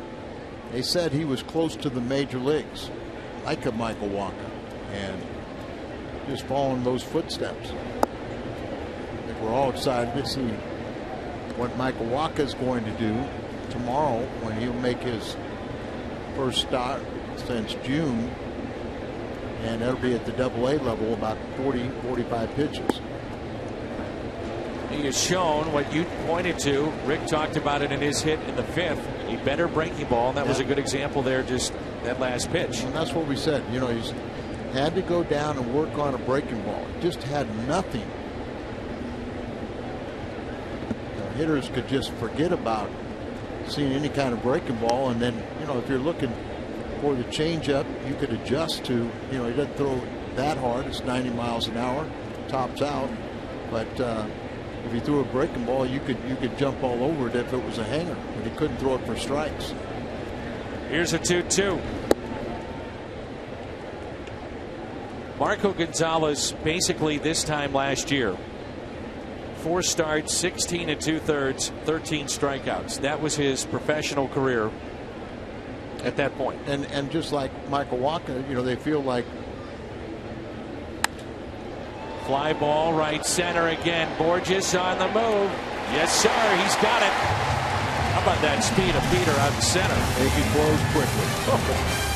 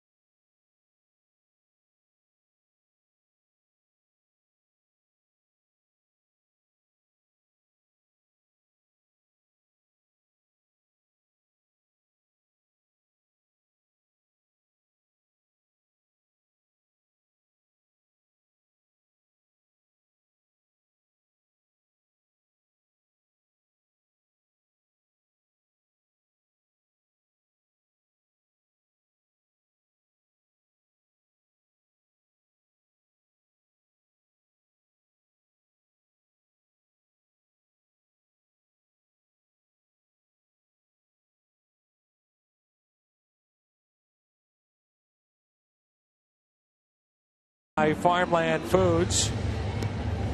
I'd like to bring Al into the conversation, but he's signing an autograph for Charles Richardson. So we'll tell you that John Lackey makes a start tomorrow.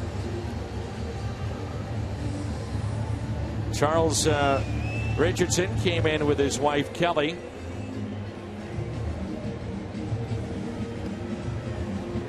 And in chapter 5 of my book, Al, sign the autograph.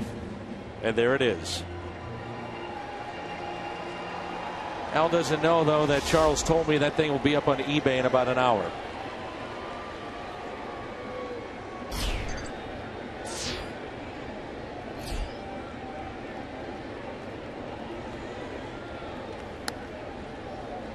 And that's hit out of play off the bat of Yadier Molina. Dan, this is quite the process up here, isn't it? You never knew an autograph could take this long. This is more than an autograph session. This is a meet and greet, and Al is telling him his life story, Dan. Charles Richardson has just had his day made by Al Raboski. Also, apparently, is morphed into Dr. Phil. Hey, Al, at some point, sit down. We have a game to do. Charles, great to see you. You're welcome.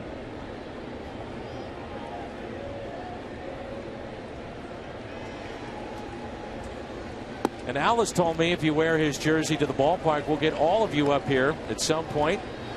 Al will be happy to sign autographs, take pictures.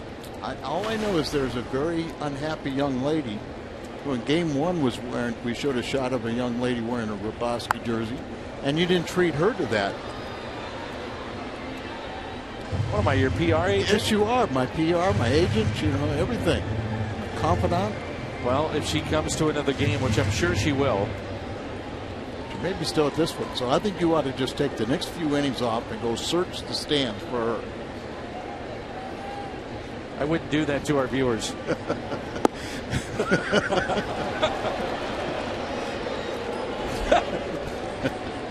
Strikeout of Molina. He didn't like that. That low call. As promised earlier in the game, we have the AT&T fan photo of the game. Tweet your photos to the hashtag STL fan photo for a chance to have it shown in an upcoming game broadcast, and it's brought to you by AT&T. In all seriousness, very nice, Al. Well done. Well, you did it all, and Charles was thrilled. He was a very nice young man and brought his lovely wife up. Playable Valbuena makes the catch.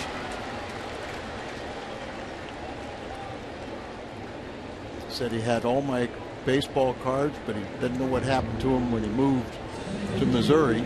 I said, well, where are you from? He said, Oklahoma. I said, well, that's still Cardinal country. Sure it is. Well, Peter Borges has hit the ball hard twice tonight. Nothing to show for it, but has made a couple of really good plays in center field. Tavares now 0 for 3.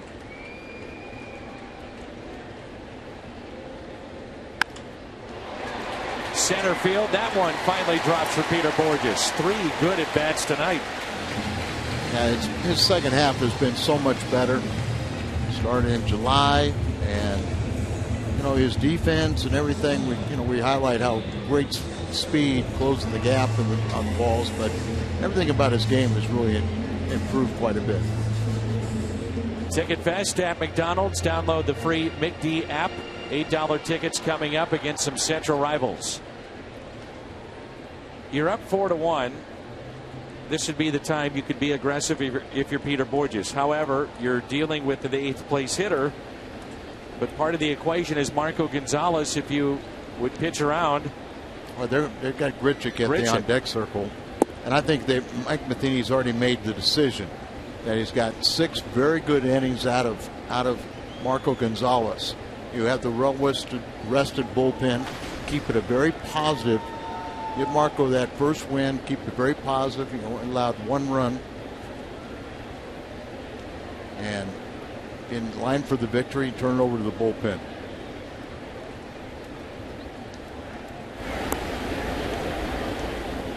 Gonzalez had 99 pitches. Right-hander getting loose in the Cardinals pen. That's Seth Maness, and he was up last inning, so he's coming in. Let's hope we can pad the lead this inning for Marco.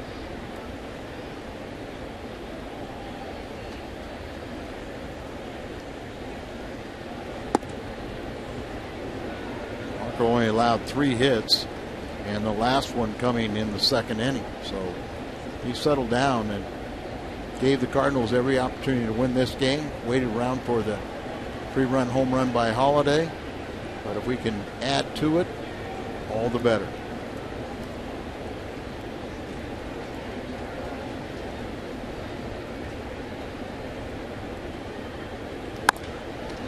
What a nice play.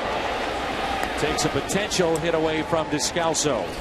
Cardinals strand a runner. We head to the 7th. Manus coming on.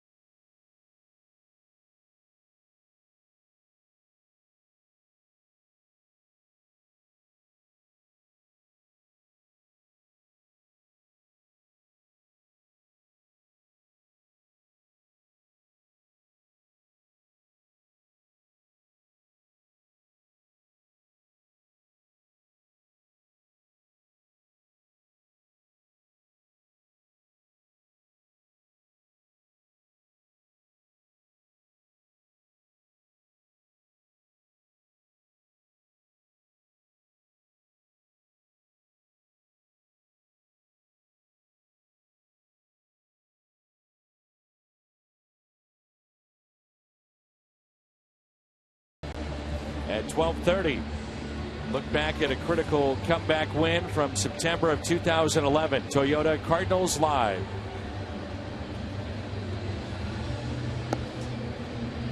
Nice job by Marco Gonzalez. He works this game 6 innings, allows 3 hits, 1 run. It was earned. He walked 2, hit a batter, and strikes out 5. So gave up the run in the first inning. He gave up his 3rd and last hit was in the 2nd inning. Now they turn it over to Seth Maness in the bullpen. Seth appearing for the 60th time. He's 5-3 with that 3.11 ERA. He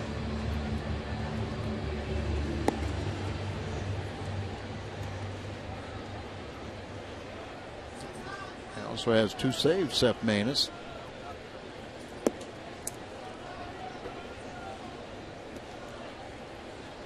The difference tonight, a Matt Holliday home run. A 3-run shot into right center. Cardinals lead it by the score of 4-1. Now it's up to the bullpen to get the final 9 outs. Valleca will be the hitter. Got to think about how weird and unpredictable this season has been, and then you think about the last 2 World Championships, 2006 and 2011. Those seasons too had a lot of ups and downs in them. But the Cardinals still have the best record in the Central Division. And a ground ball that's hit to second. Descalso makes the play.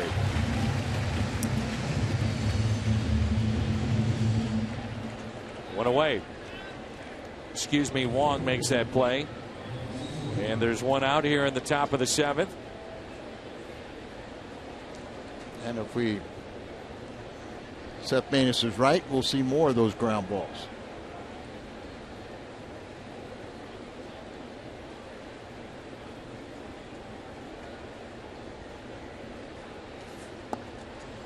During the game tonight, in between innings, they honored the troops, and Will and Ian from Fort Campbell are here tonight and enjoying Cardinals baseball.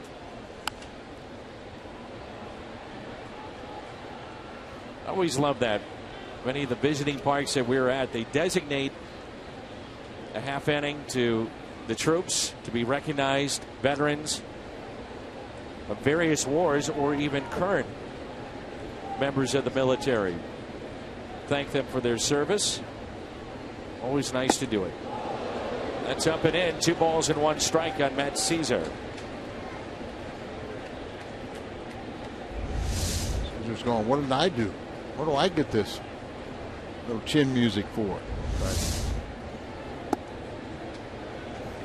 there's a pitch that you follow up going up and in. You're not comfortable. Right, and that's the point. You do not want hitters comfortable in that batter's box. They want to be comfortable, but if you're pitching, that's the last thing you want. Just after getting a lot of these pitches up in this inning.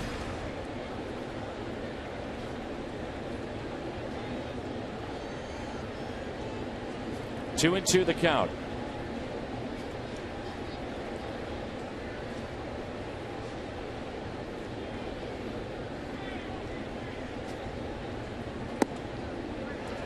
Catches the corner. That strike zone is expanded from the first inning. This time to the benefit of Seth Maness as he records his first strikeout. The ball up and a little bit away, just touches. When you have the lead, you hope the strike zone is expanded. Watkins, who started in the first game, he pinch hits here for Wada.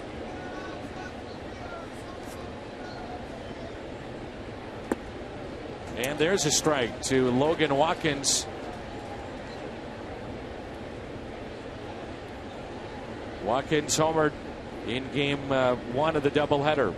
Cubs with 3 home runs in game 1, or rather game 2 of the series, game 1 of the doubleheader, and last night 4 home runs.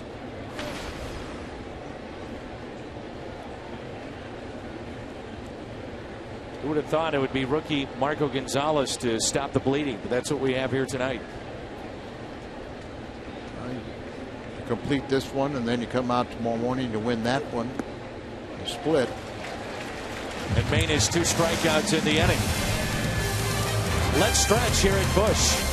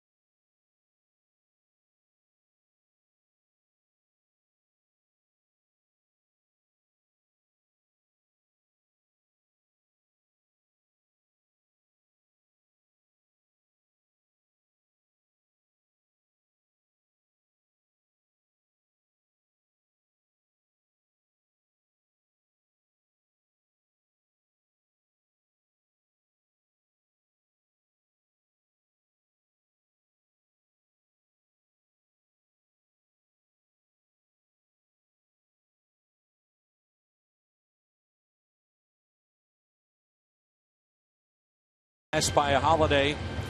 The difference in this game, Marco Gonzalez, shaky first inning, then settled in. And the Cardinals lead it 4-1. That's a look at your Mazda game summary. Our Chevy call to the pen takes us to the left-hander, Wesley Wright. Wesley, 52nd appearance. He's 0-2, 2.32 ERA. First saw him as a Rule 5 selection from Los Angeles Dodgers, signed and picked up by Houston. Been a few years there, and now Been with the Cubs for a while. Well, you think the Cubs have been active in calling up players. How about the Texas Rangers? As Randall Grichuk will be the pinch hitter. They have tied the Major League record, calling up their 59th player. Yeah, I saw that the other day. That I knew that they were right at the record, and then we hadn't even hit September with the call-ups.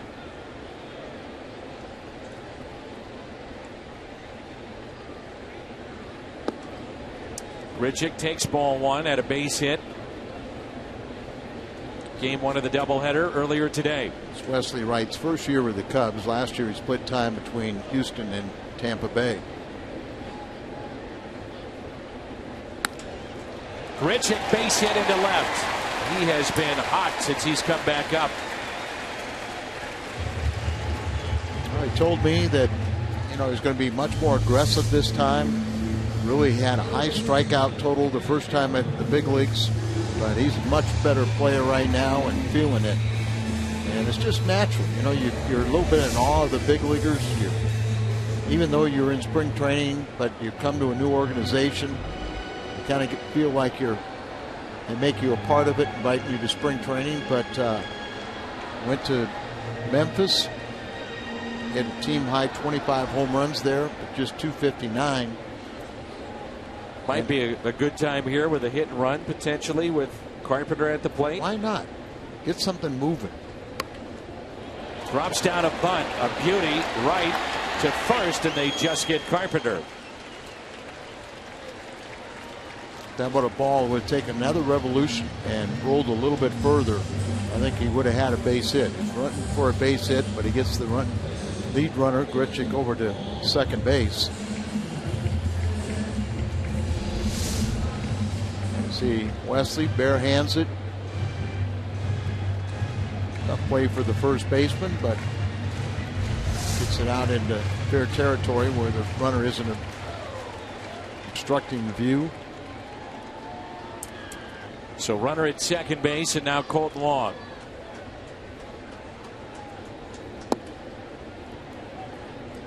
One of the things that we noticed with Colton Long is where he positions his hands at the plate in the stance. Pitch comes towards him, then he'll drop them back as a mechanism to load and then get after it. That's a pretty short, compact swing. The ball at times really jumps off his bat. The slider outside, 2 balls, no strikes.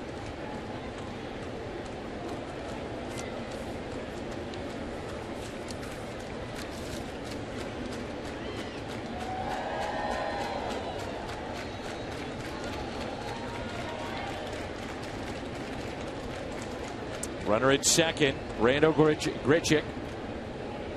The 2-0 pitch to Wong. Colton is third among National League rookies with 9 home runs and second now with his 33 RBIs.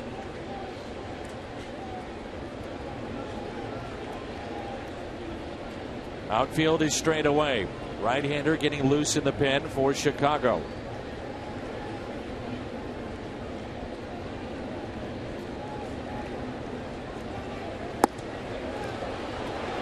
And out at third, Randall Grichuk trying to steal. He was picked off in game 1 of the doubleheader, and a strong throw there by Castillo. And just like that, it's now 2 outs. Slide head first right into the tag, and no doubt about that one.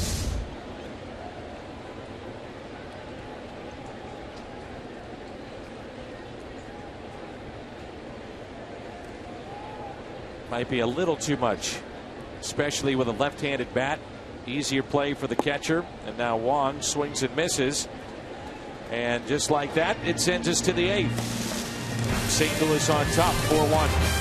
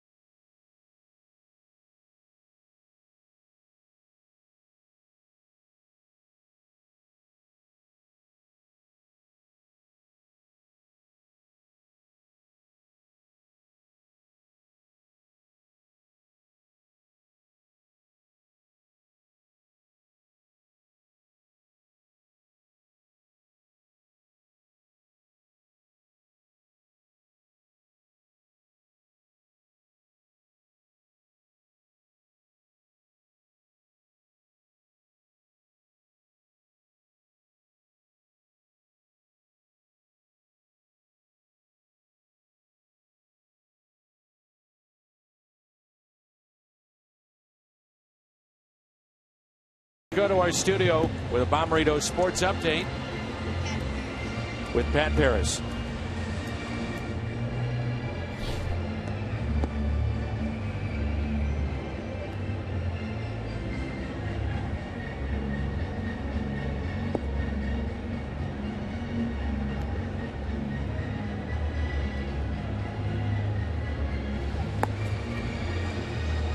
It's a very important game. San Francisco, Milwaukee, and now Pat Neshek, our Chevy called to the pen. Neshek was roughed up last night as he gave up 4 runs for the first time since 2007. And he had only given up 5 runs all year, and never more than an inning, or 1 in an inning this year. But he was realistic. You know, he had made some bad pitches. He paid for it. His ERA has bloomed all the way up to 1.45. How many teams do you think are kicking themselves that they didn't at least take a harder look at Pat Neshek in the offseason? Remember, he was signed as a minor league free agent with an invite to spring training, and he has had a remarkable year and couldn't be happier for him. Saw last night his control was not as pinpoint as we normally see it, and a changeup at 69 miles an hour. I love that pitch. He broke that out, you know, in the middle of the season. Just a weapon against left-handed batters.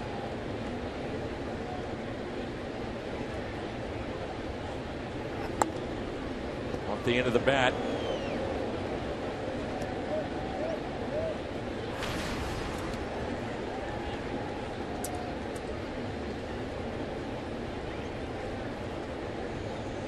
Couple of walks and a run scored for the Cubs leadoff man.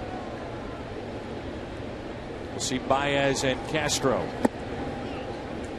That pitch at 93. We saw last week on the road Neshek was hitting 94 on the gun. I mean, that's the other thing that makes that changeup so effective. Complements the sliders that he's throwing as hard as he is. There's the changeup. 42nd sellout here tonight. 44,762. 44762. He's got such an unusual delivery, and as you said, the increased velocity on his fastball just sets up the differential for the changeup. Last year he just basically threw slider, and didn't have. Season wasn't that bad, but was let go by Oakland. And National League All-Star this year. And really a good guy to have on the ball club. Also a veteran guy to help out all those young kids down there in the bullpen. A lot of inexperience down there, other than, you know, you got Choate and Neshek to anchor it. Everybody else is pretty young.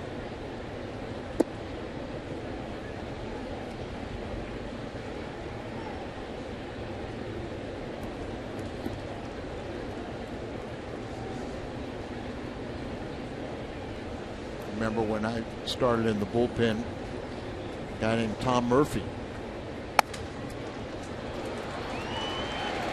And a base hit into right. Beats a shift, hit that ball right at where we would normally place the second baseman. But the way Baez swings, you can understand why you'd have 3 men on the left side of the infield. There's Colton Wong, the second baseman, changing it. Looks like he broke his bat too. Next time you're looking to pick up great seats to the game, head to StubHub, and you can earn 2% back in fan rewards on every purchase, including Cardinals tickets. Plus, with all-in pricing, there are no surprise fees at checkout. StubHub, your ticket to upgrades and more. A strike to Starlin Castro. 1 out. No balls and a strike on the Cubs shortstop. The Cardinals leading by the score of 4-1.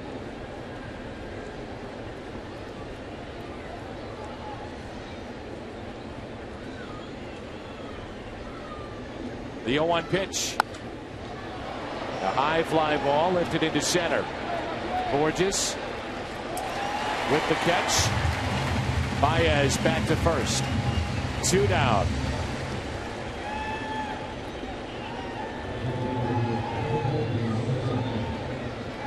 Brings in Solar. Solar hit one of the longest home runs we've ever seen here in this ballpark last night off of Neshek. And you know he's just chomping at the bit to get back at it. Off to a tremendous start. RBI double in the first on a line shot over the head of Holiday. There's a slider. Strike one. Slider hadn't had quite the bite to it, and that's part of the reason he got in trouble. And even some of his fastballs were left up and over the middle of the plate.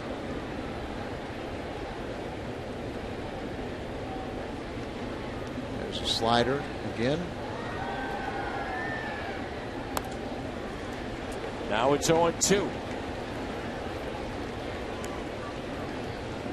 Cardinals will have Holiday, Adams, and Molina due up. 0-2. Everybody's seen Neshek use the changeup much with right-handed batters. I wonder why, but slider again. Off the end of the bat and a fly ball into right. Pat Neshek, that's more like it. Cubs strand a runner, 4-1 St. Louis midway through 8.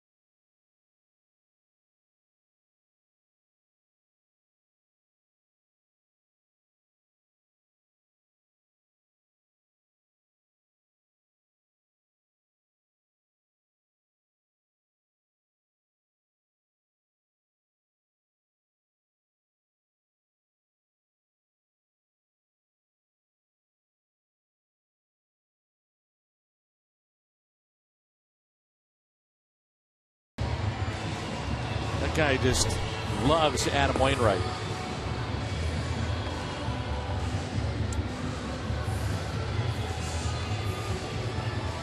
Cardinals baseball is brought to you by Bud Light, who reminds fans to stay in the game and drink responsibly.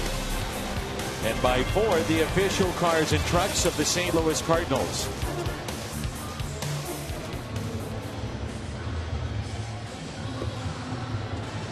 Uchikawa making his 8th appearance. ERA 1.23. He's activated from the 60-day disabled list on August 6th after a near 14-month recovery from Tommy John surgery. He had that June 11th of last year. He appeared in 12 games last year, recording a save on opening day. Then went 1-1 with 2 saves and a 5.25 ERA before having the Tommy John surgery. With Holiday stepping in, we turn to the Nissan drive of the game. And what a drive it was. He knew it. Saw that little hop coming out of the batter's box. That's when he knows he caught one good. A 3-run homer for Holiday. the collective sigh of relief in this ballpark. He's the ball club with his 72 RBIs, second in home runs. It's measured at 420 plus feet.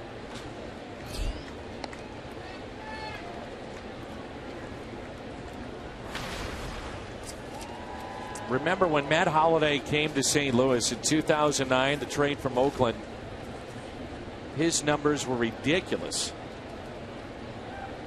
And we talk about all the different players that could go on a run with just under 30 games to play. Why not this guy? Now, we've been waiting for the Cardinals offense to gain traction all season long. But at this time of the year, you think about those special games, individuals, moments, weeks. Maybe Holliday could go on one of those tears. He did last year in the second half. And statistically, you know, he does have very good, sound second halves. Average much lower than any year, but like you said, I wouldn't put it past him not to get really hot and carry this club.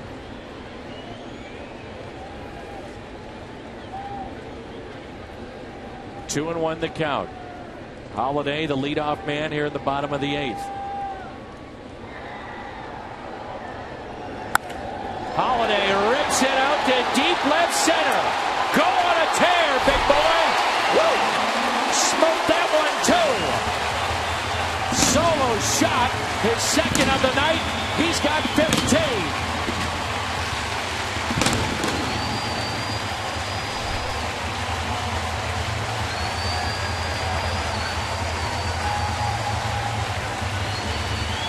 Cardinal fans have been waiting along. Last night, first game here, and late in the second game to get excited about the Cardinal offense. And how about a curtain call?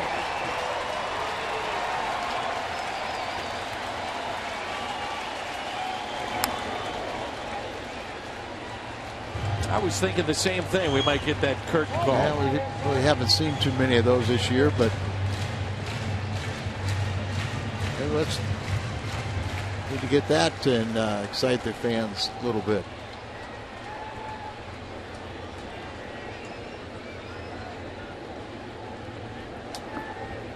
And you know, Matt Holliday's the last guy to toot his own horn. You know, he's a leader by example. Plays hard every day. He's durable.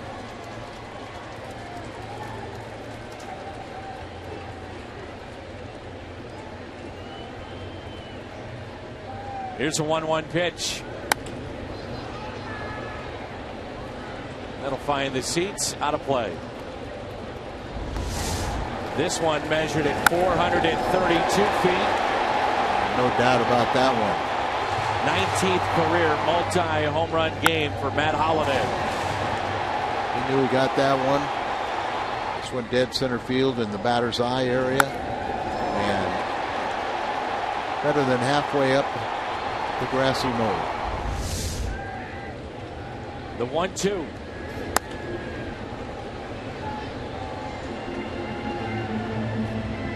You agree with me that Matt Adams somehow, some way needs to break? It's, to me, reminiscent of when we were seeing Oscar Taveras late on some of the pitches and popping a lot foul down the third base line. Now he's, of course, got the ability to turn on a pitch and do it in a hurry, but we're seeing that a lot, which would be then maybe an indication that, you know, a little tardy, a little tired. Who knows? You know, he starts with a little physical tired, and then he develops into mental. And just sometimes just getting a day off to work some things out. The 2-2. Base hit.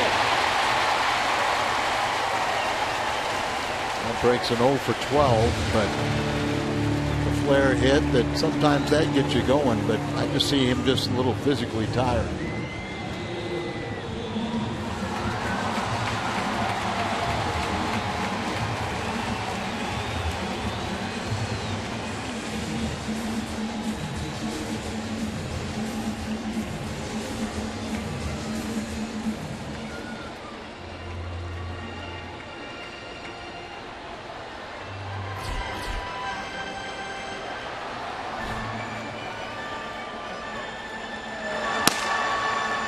Martinez, not a save situation. I thought we might see Rosenthal anyway. Rosscup in the Cubs bullpen.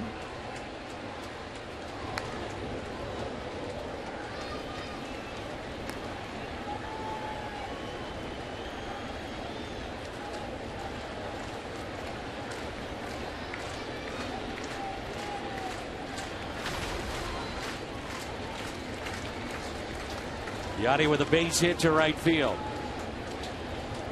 Still nobody out. Adams a runner at first, a short lead. Outfield is straight away. Ball gets away from Castillo. Adams in scoring position with the Cardinals leading 5-1. By the way, we showed you the graphic at the start of this series. Matt Holliday has destroyed Cubs pitching. 19 career home runs against Chicago.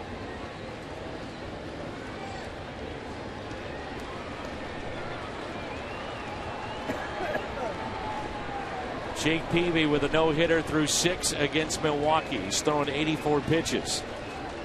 First multi-home run game since August of 2013.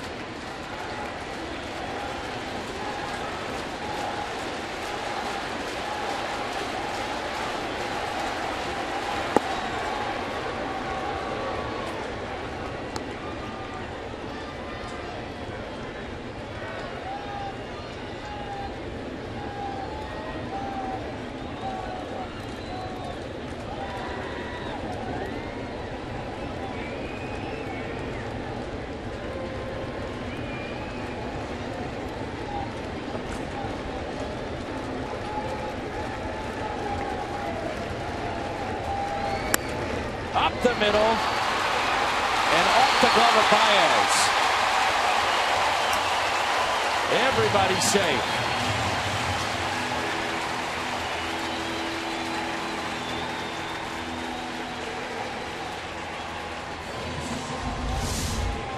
I'll give him a base hit on this, but right back in the middle.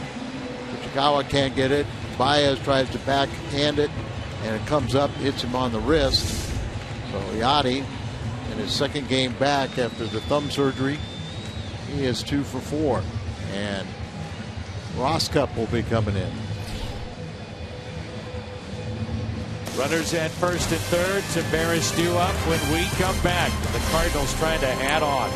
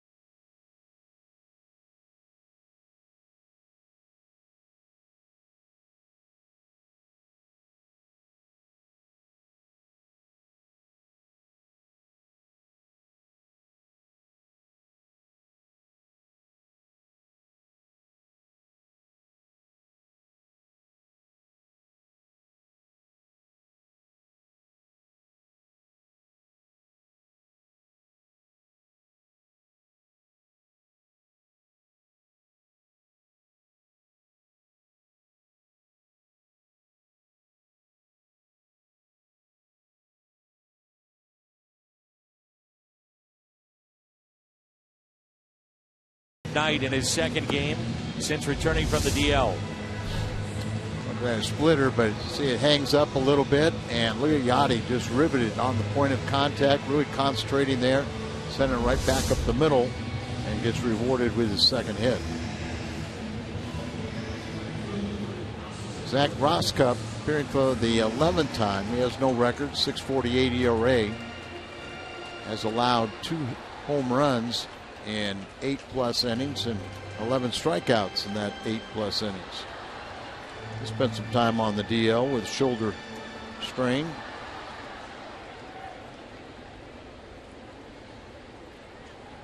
And the hitter is Oscar Taveras. He struck out, flied out to left, and also popped out to the third baseman Valbuena in foul territory. That pitch taken for a strike at 93 from the lefty. Roskup was 2-0, 4 saves, 2.10 ERA in 29 games with Iowa before being called up. This is his 5th time he's been called up this year.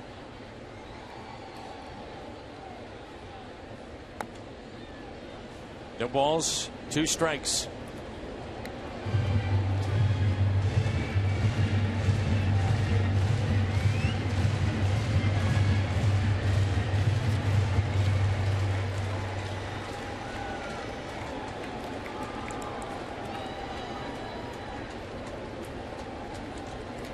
Still nobody out. 0-2 the count on Taveras. Takes a pitch low and away.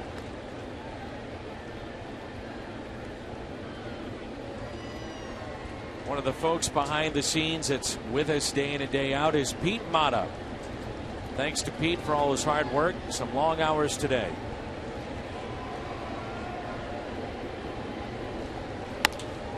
Pull to the right side and a base hit for Taveras to make it 6-1. Adams scores. And the Cardinals having some fun in game 2 of this doubleheader.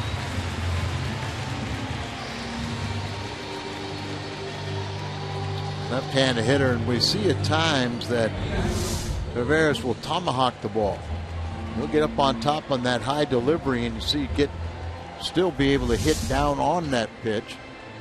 Drives in his 16th run. He was 0 for his last 8. Peter Borges can't get the line to continue to move. Runners at first and second. And Borges taps it foul.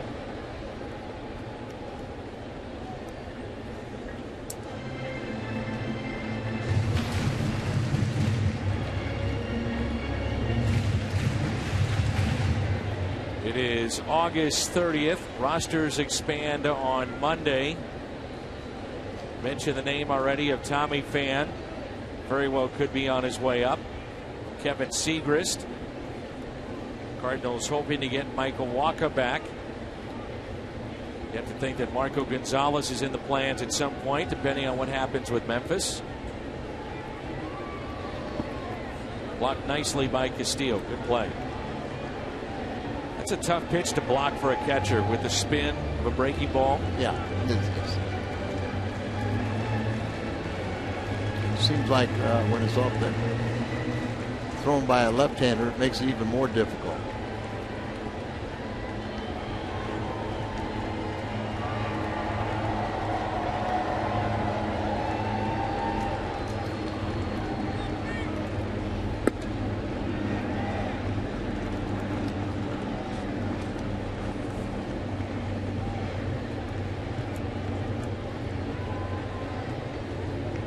Had a good night in the field and 1 for 3, but hit the ball hard 3 times. 2 balls and a strike.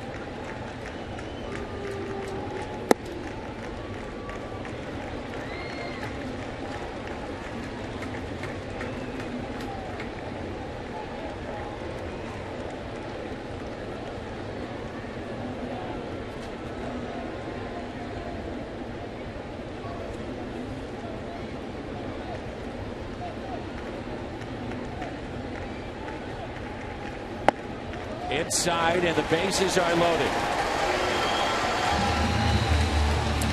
This copyrighted telecast is presented by the authority of the Cardinals. It may not be reproduced or retransmitted in any form.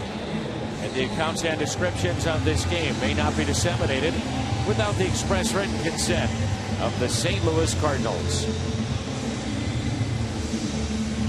And I don't mean to be disrespectful to the Cubs, but this is what happens when a club like the Cubs, when you get on top of them, then everything snowballs. But if you don't, they'll play you as tough as they can with all these young talented players. And if you let them hang around, they'll beat you like they did in the first 2 games of the series. But now that we've gotten ahead, now you see everything starting to snowball against them. Peralta has moved to the on-deck circle.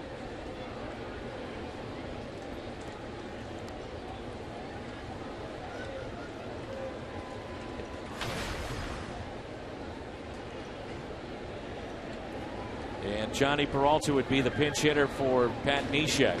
Right now it's Descalso. Bases loaded, nobody out.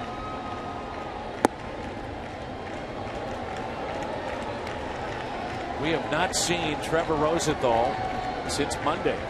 Yeah, that's why I thought you might not see him in this game just to get a tune-up, but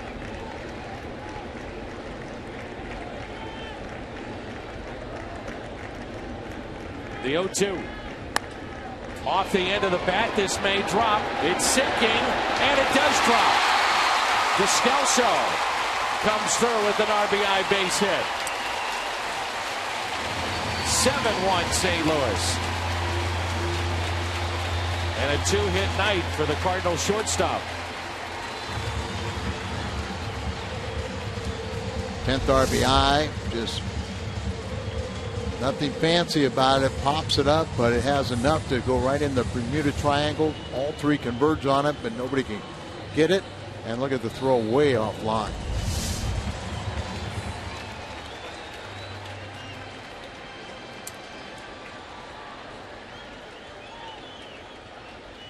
Here's Peralta. He had a double in game 1 of the doubleheader. Comes off the bench as a pinch hitter, trying to do some damage. That pitch taken inside. Peralta's 7-game hitting streak. It's hit .346 during that time. That home run, it was number 18.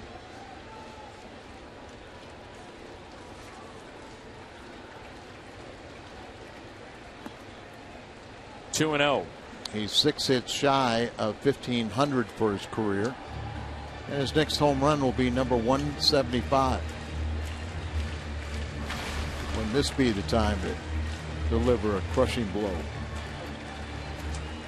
Leads the club in home runs. He is second in RBIs. And Mazio with another speedy walk to the pitcher's mound.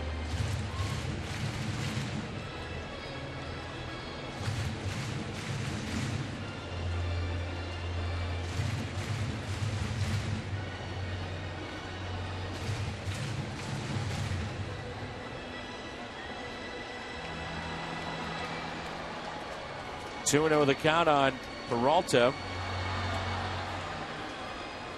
Marco Gonzalez is in line for the win.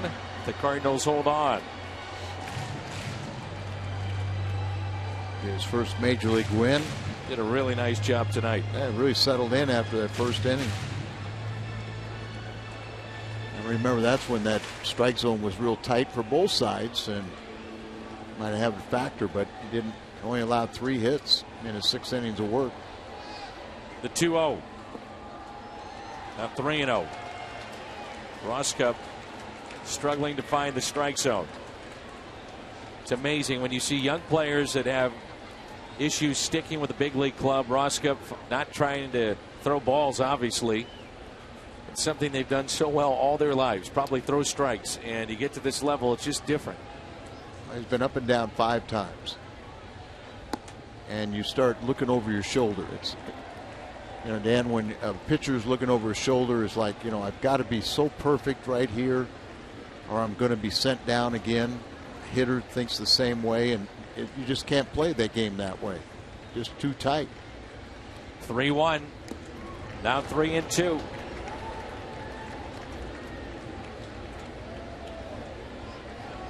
come all the way back. And if he gets Peralta here, it's just the first out of the inning.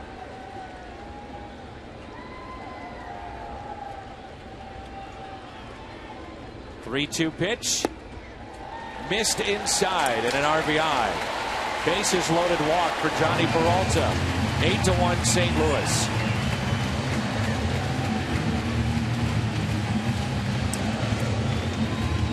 This inning started with a solo home run by Holiday. Cardinals at the moment with 4 runs here in the bottom of the 8th and looking to add on.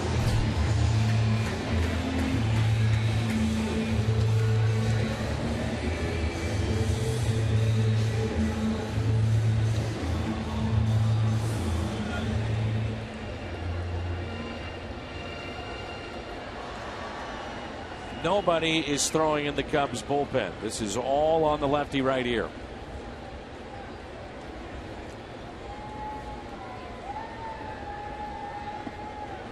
Off speed pitch taken in the dirt. He's beaten up Castillo.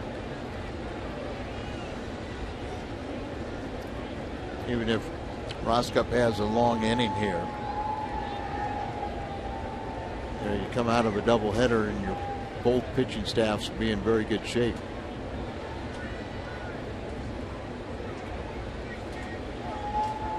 Lions will have a couple days off, and we might find him making a start his next time. Here's a 1-0. 2 balls and no strikes, and he's not been close on these first 2 pitches.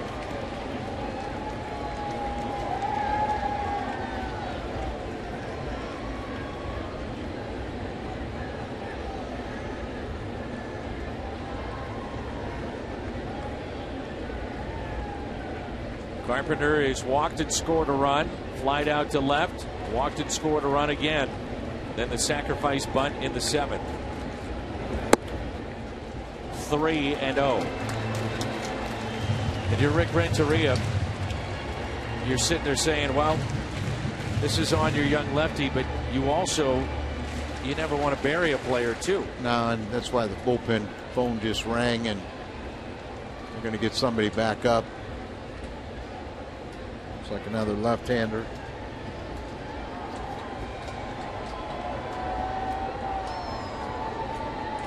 It's a right-hander.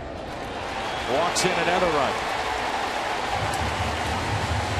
Borges scores to make it 9-1 St. Louis. 51st RBI for Matt Holiday, or excuse me, Matt Carpenter.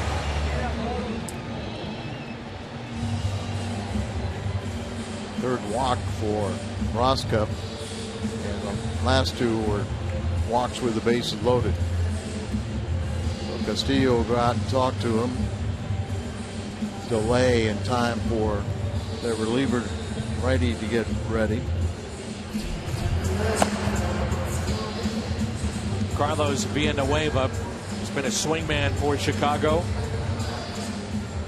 Barring a triple play, Matt Holiday will have another crack at it and a chance at a 3 home run night. Would that be something? I'm ready for it.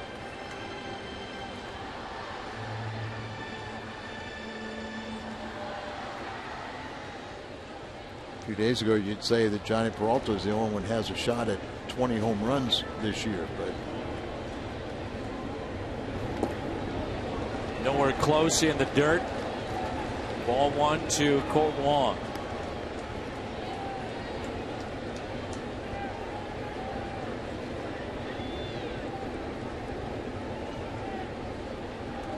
Right now, the weight of the world is on the shoulders of this young left-hander for Chicago. Trying to throw strikes, and he can't. There's one ball and 1 strike. The plate's moving on it. But you did the right thing right there, and that was let it fly. Don't aim it. Just let it fly.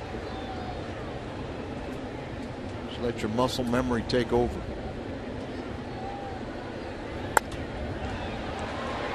Down the left field line, slicing foul.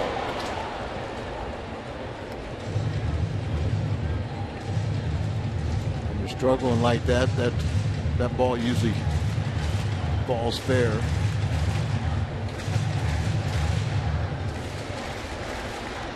Roskop's got to think right now that I'm ahead in the count. 1 ball, 2 strikes.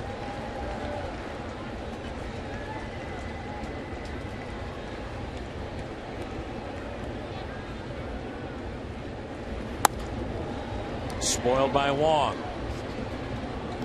Colton 0 for 4 tonight, but he has the longest hitting streak, active hitting streak of the Cardinals at 6 games.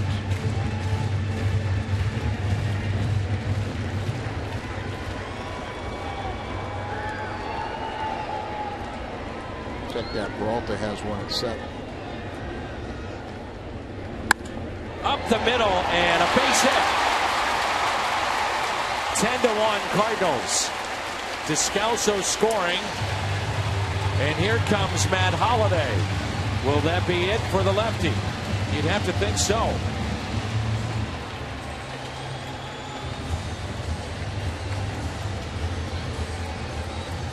Roskop is done. They'll go to the bullpen, and Holliday will hit for the 2nd time this inning and have a chance at a 3-home run night.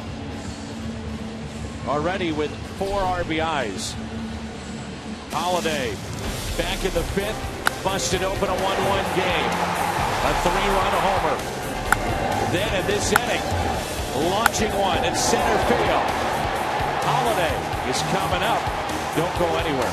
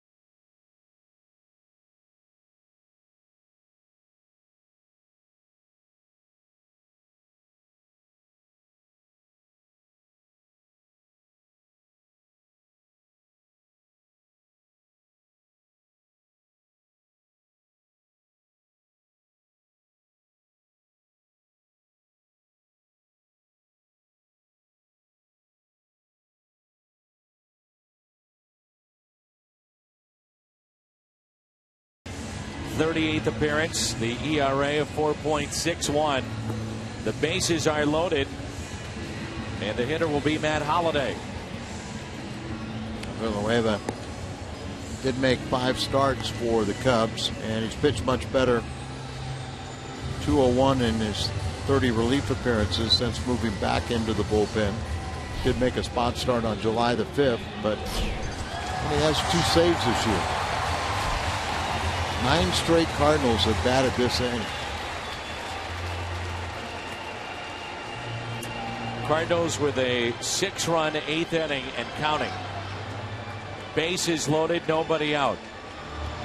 Holliday with 2 home runs and 4 RBIs.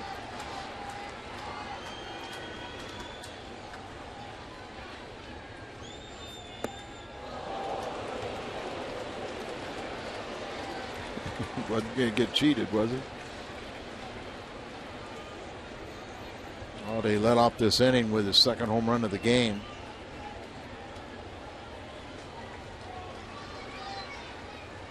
Six hits and 3 walks this inning for the Cardinals. Here's the 0-1.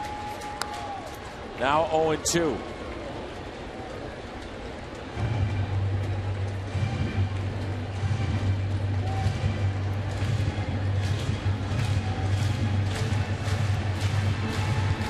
Off the average with the bases loaded and 5 slams.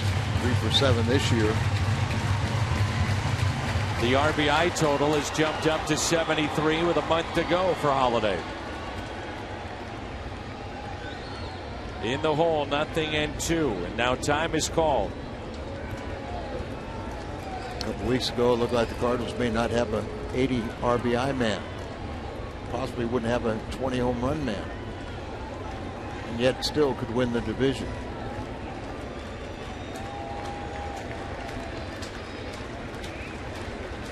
Here's the 0-2. Holiday is hit by the pitch.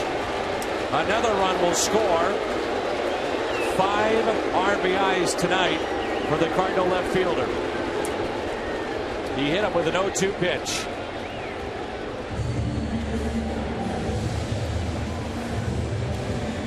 And 2 bases loaded walks, and now a hit by pitch right around the elbow. That can't ever feel good. Another RBI, like you said, 5 for the night. And John Jay will pinch run. Nice night, Matt Holliday. And a nice round of applause from the folks that have stuck around. What has turned out to be a blowout in favor of St. Louis, 11-1, and now it's Adams. A fly ball lifted to left. Runner will tag. That's Carpenter. The throw is cut off, and the Cubs have recorded their first out here in the 8th. Cardinals adding to their lead. It's now 12-1.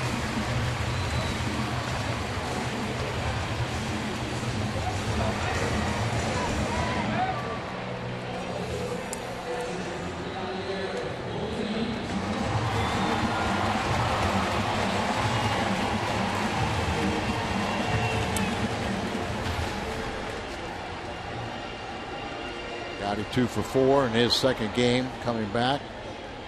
0 for 3 last night. Have a little fun. Pair of singles tonight and a run scored for Molina. That pitch is taken for a ball low. Reminder, we're on the air tomorrow. We'll come your way at 12:30 on Fox Sports Midwest.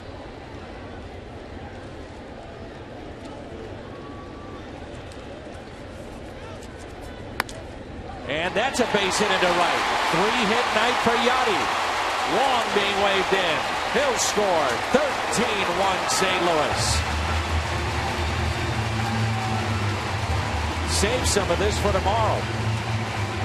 9 runs put up by the Cardinals here in the bottom of the 8th.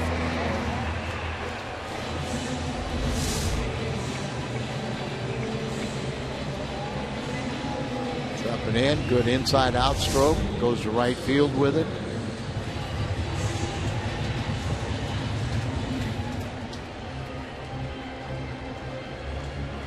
Single, RBI, and a run scored for Oscar Taveras tonight.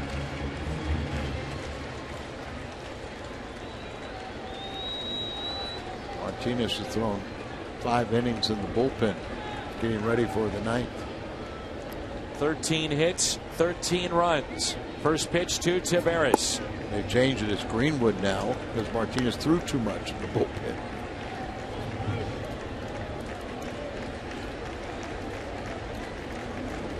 He went an inning plus on Friday night, Greenwood.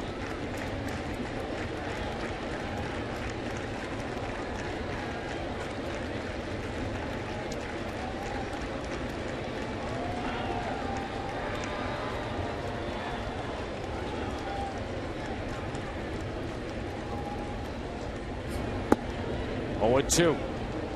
Taveras was able to get on top of a pitch by the lefty earlier in this inning and pull it into right for a base hit.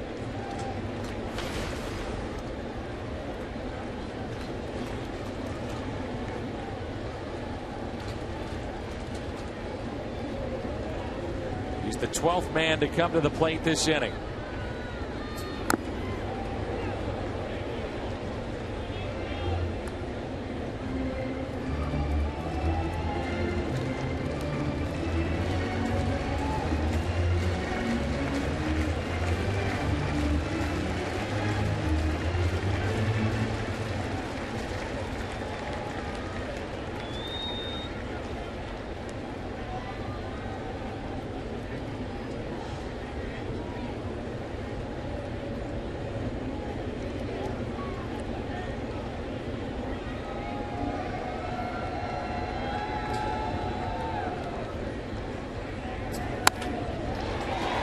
sharply to the right side. And what a double play turned by the Chicago Cubs. 4-6-3. What an inning it was for St. Louis. A 9 spot. It's 13-1.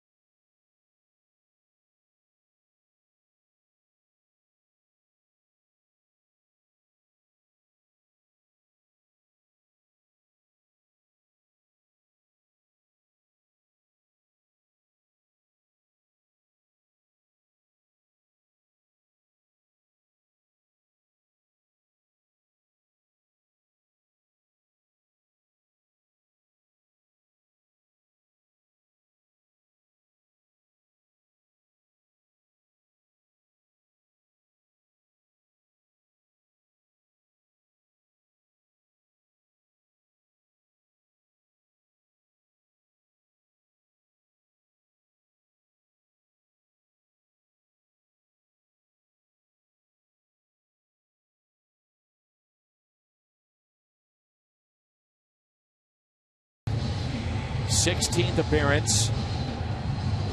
Nick at times has been outstanding in long relief for the Cardinals, and he'll record hopefully the final 3 outs in our ball game here this evening. I don't think that ERA reflects what a nice job he's done in some very difficult situations.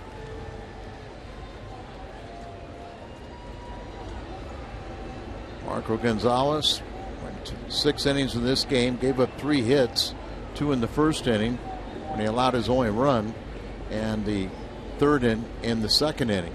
He's in line for his first major league victory, and there's 3 outs to get.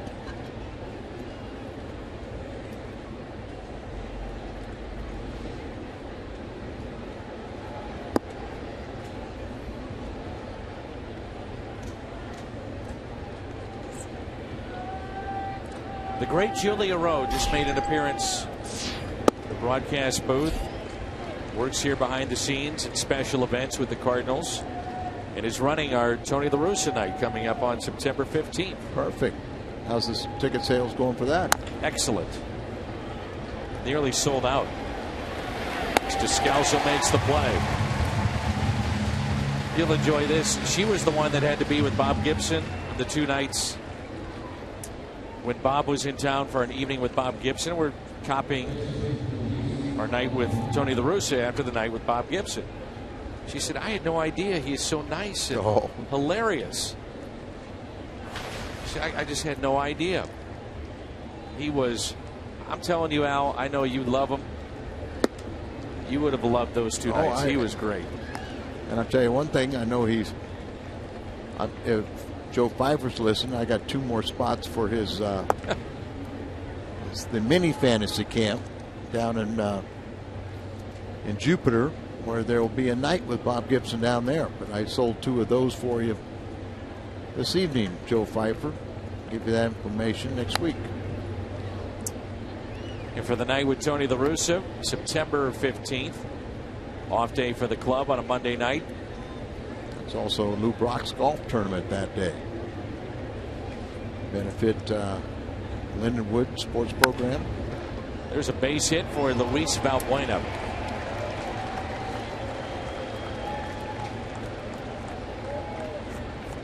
Matt Holiday, no surprise, our Budweiser player of the game.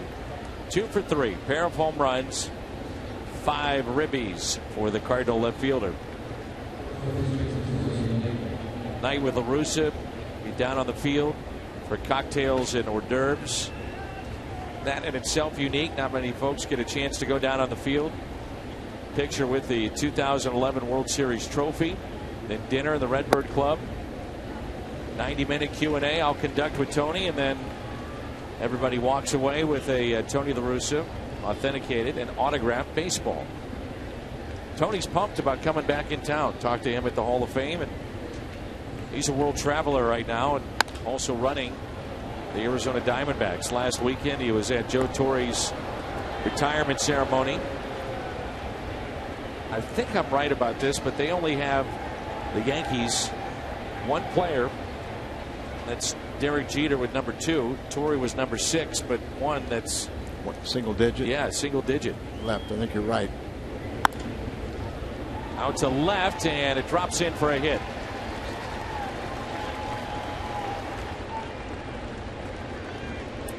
It's going to be one of those kind of innings, huh?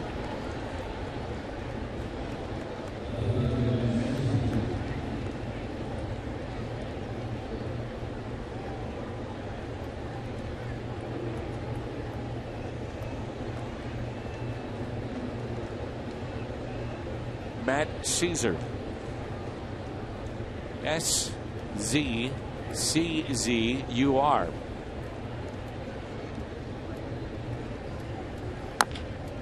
Chopped left side, and it's pulled foul.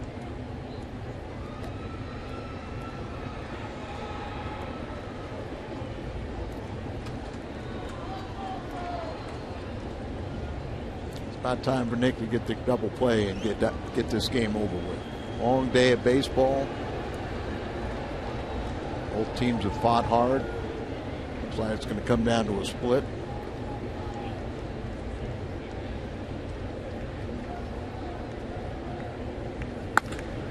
Base hit out to left, and the base is loaded for the Chicago Cubs.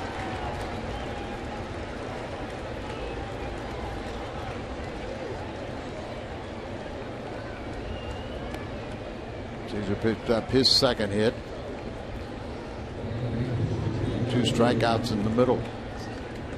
Coghlan going to pinch hit. Get well wishes for John Davis, a photographer at Fox 2, local Fox television station in St. Louis. He had open heart surgery and want to see him back at the ballpark soon. John Davis. That pitch is strike to Chris Coghlan.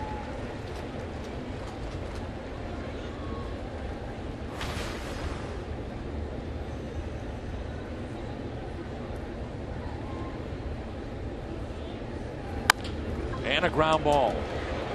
Out at second. And safe at first.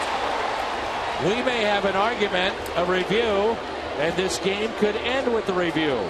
Why not? End a double play with a review. To the naked eye, I thought he was out. I did too.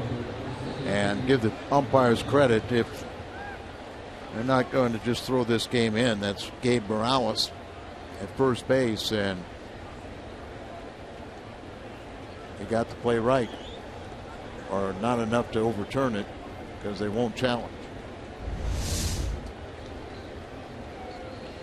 See how quickly.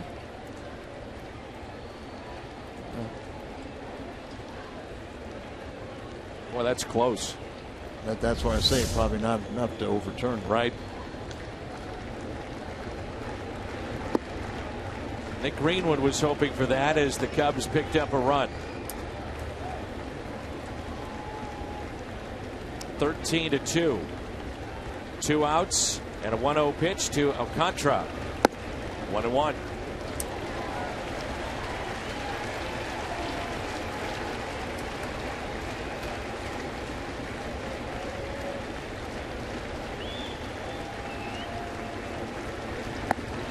Now 1-2.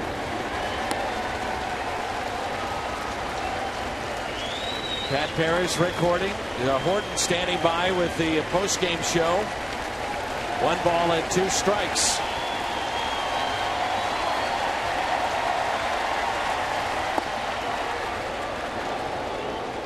Close there.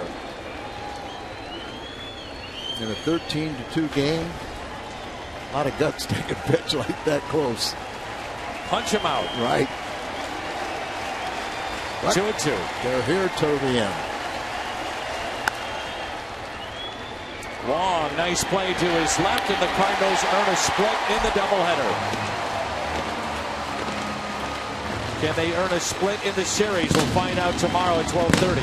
Well, the Cardinals, are good to see him come up the 9 spot there, but the big 3-run home run by Holiday, another game-winning RBI, 19 to lead the major leagues, and his 7th game-winning RBI since the All-Star break. 42nd sellout crowd of 44,000 plus enjoyed this one tonight. Cardinals take game 2 of the doubleheader, 13-2. Yachty loving it.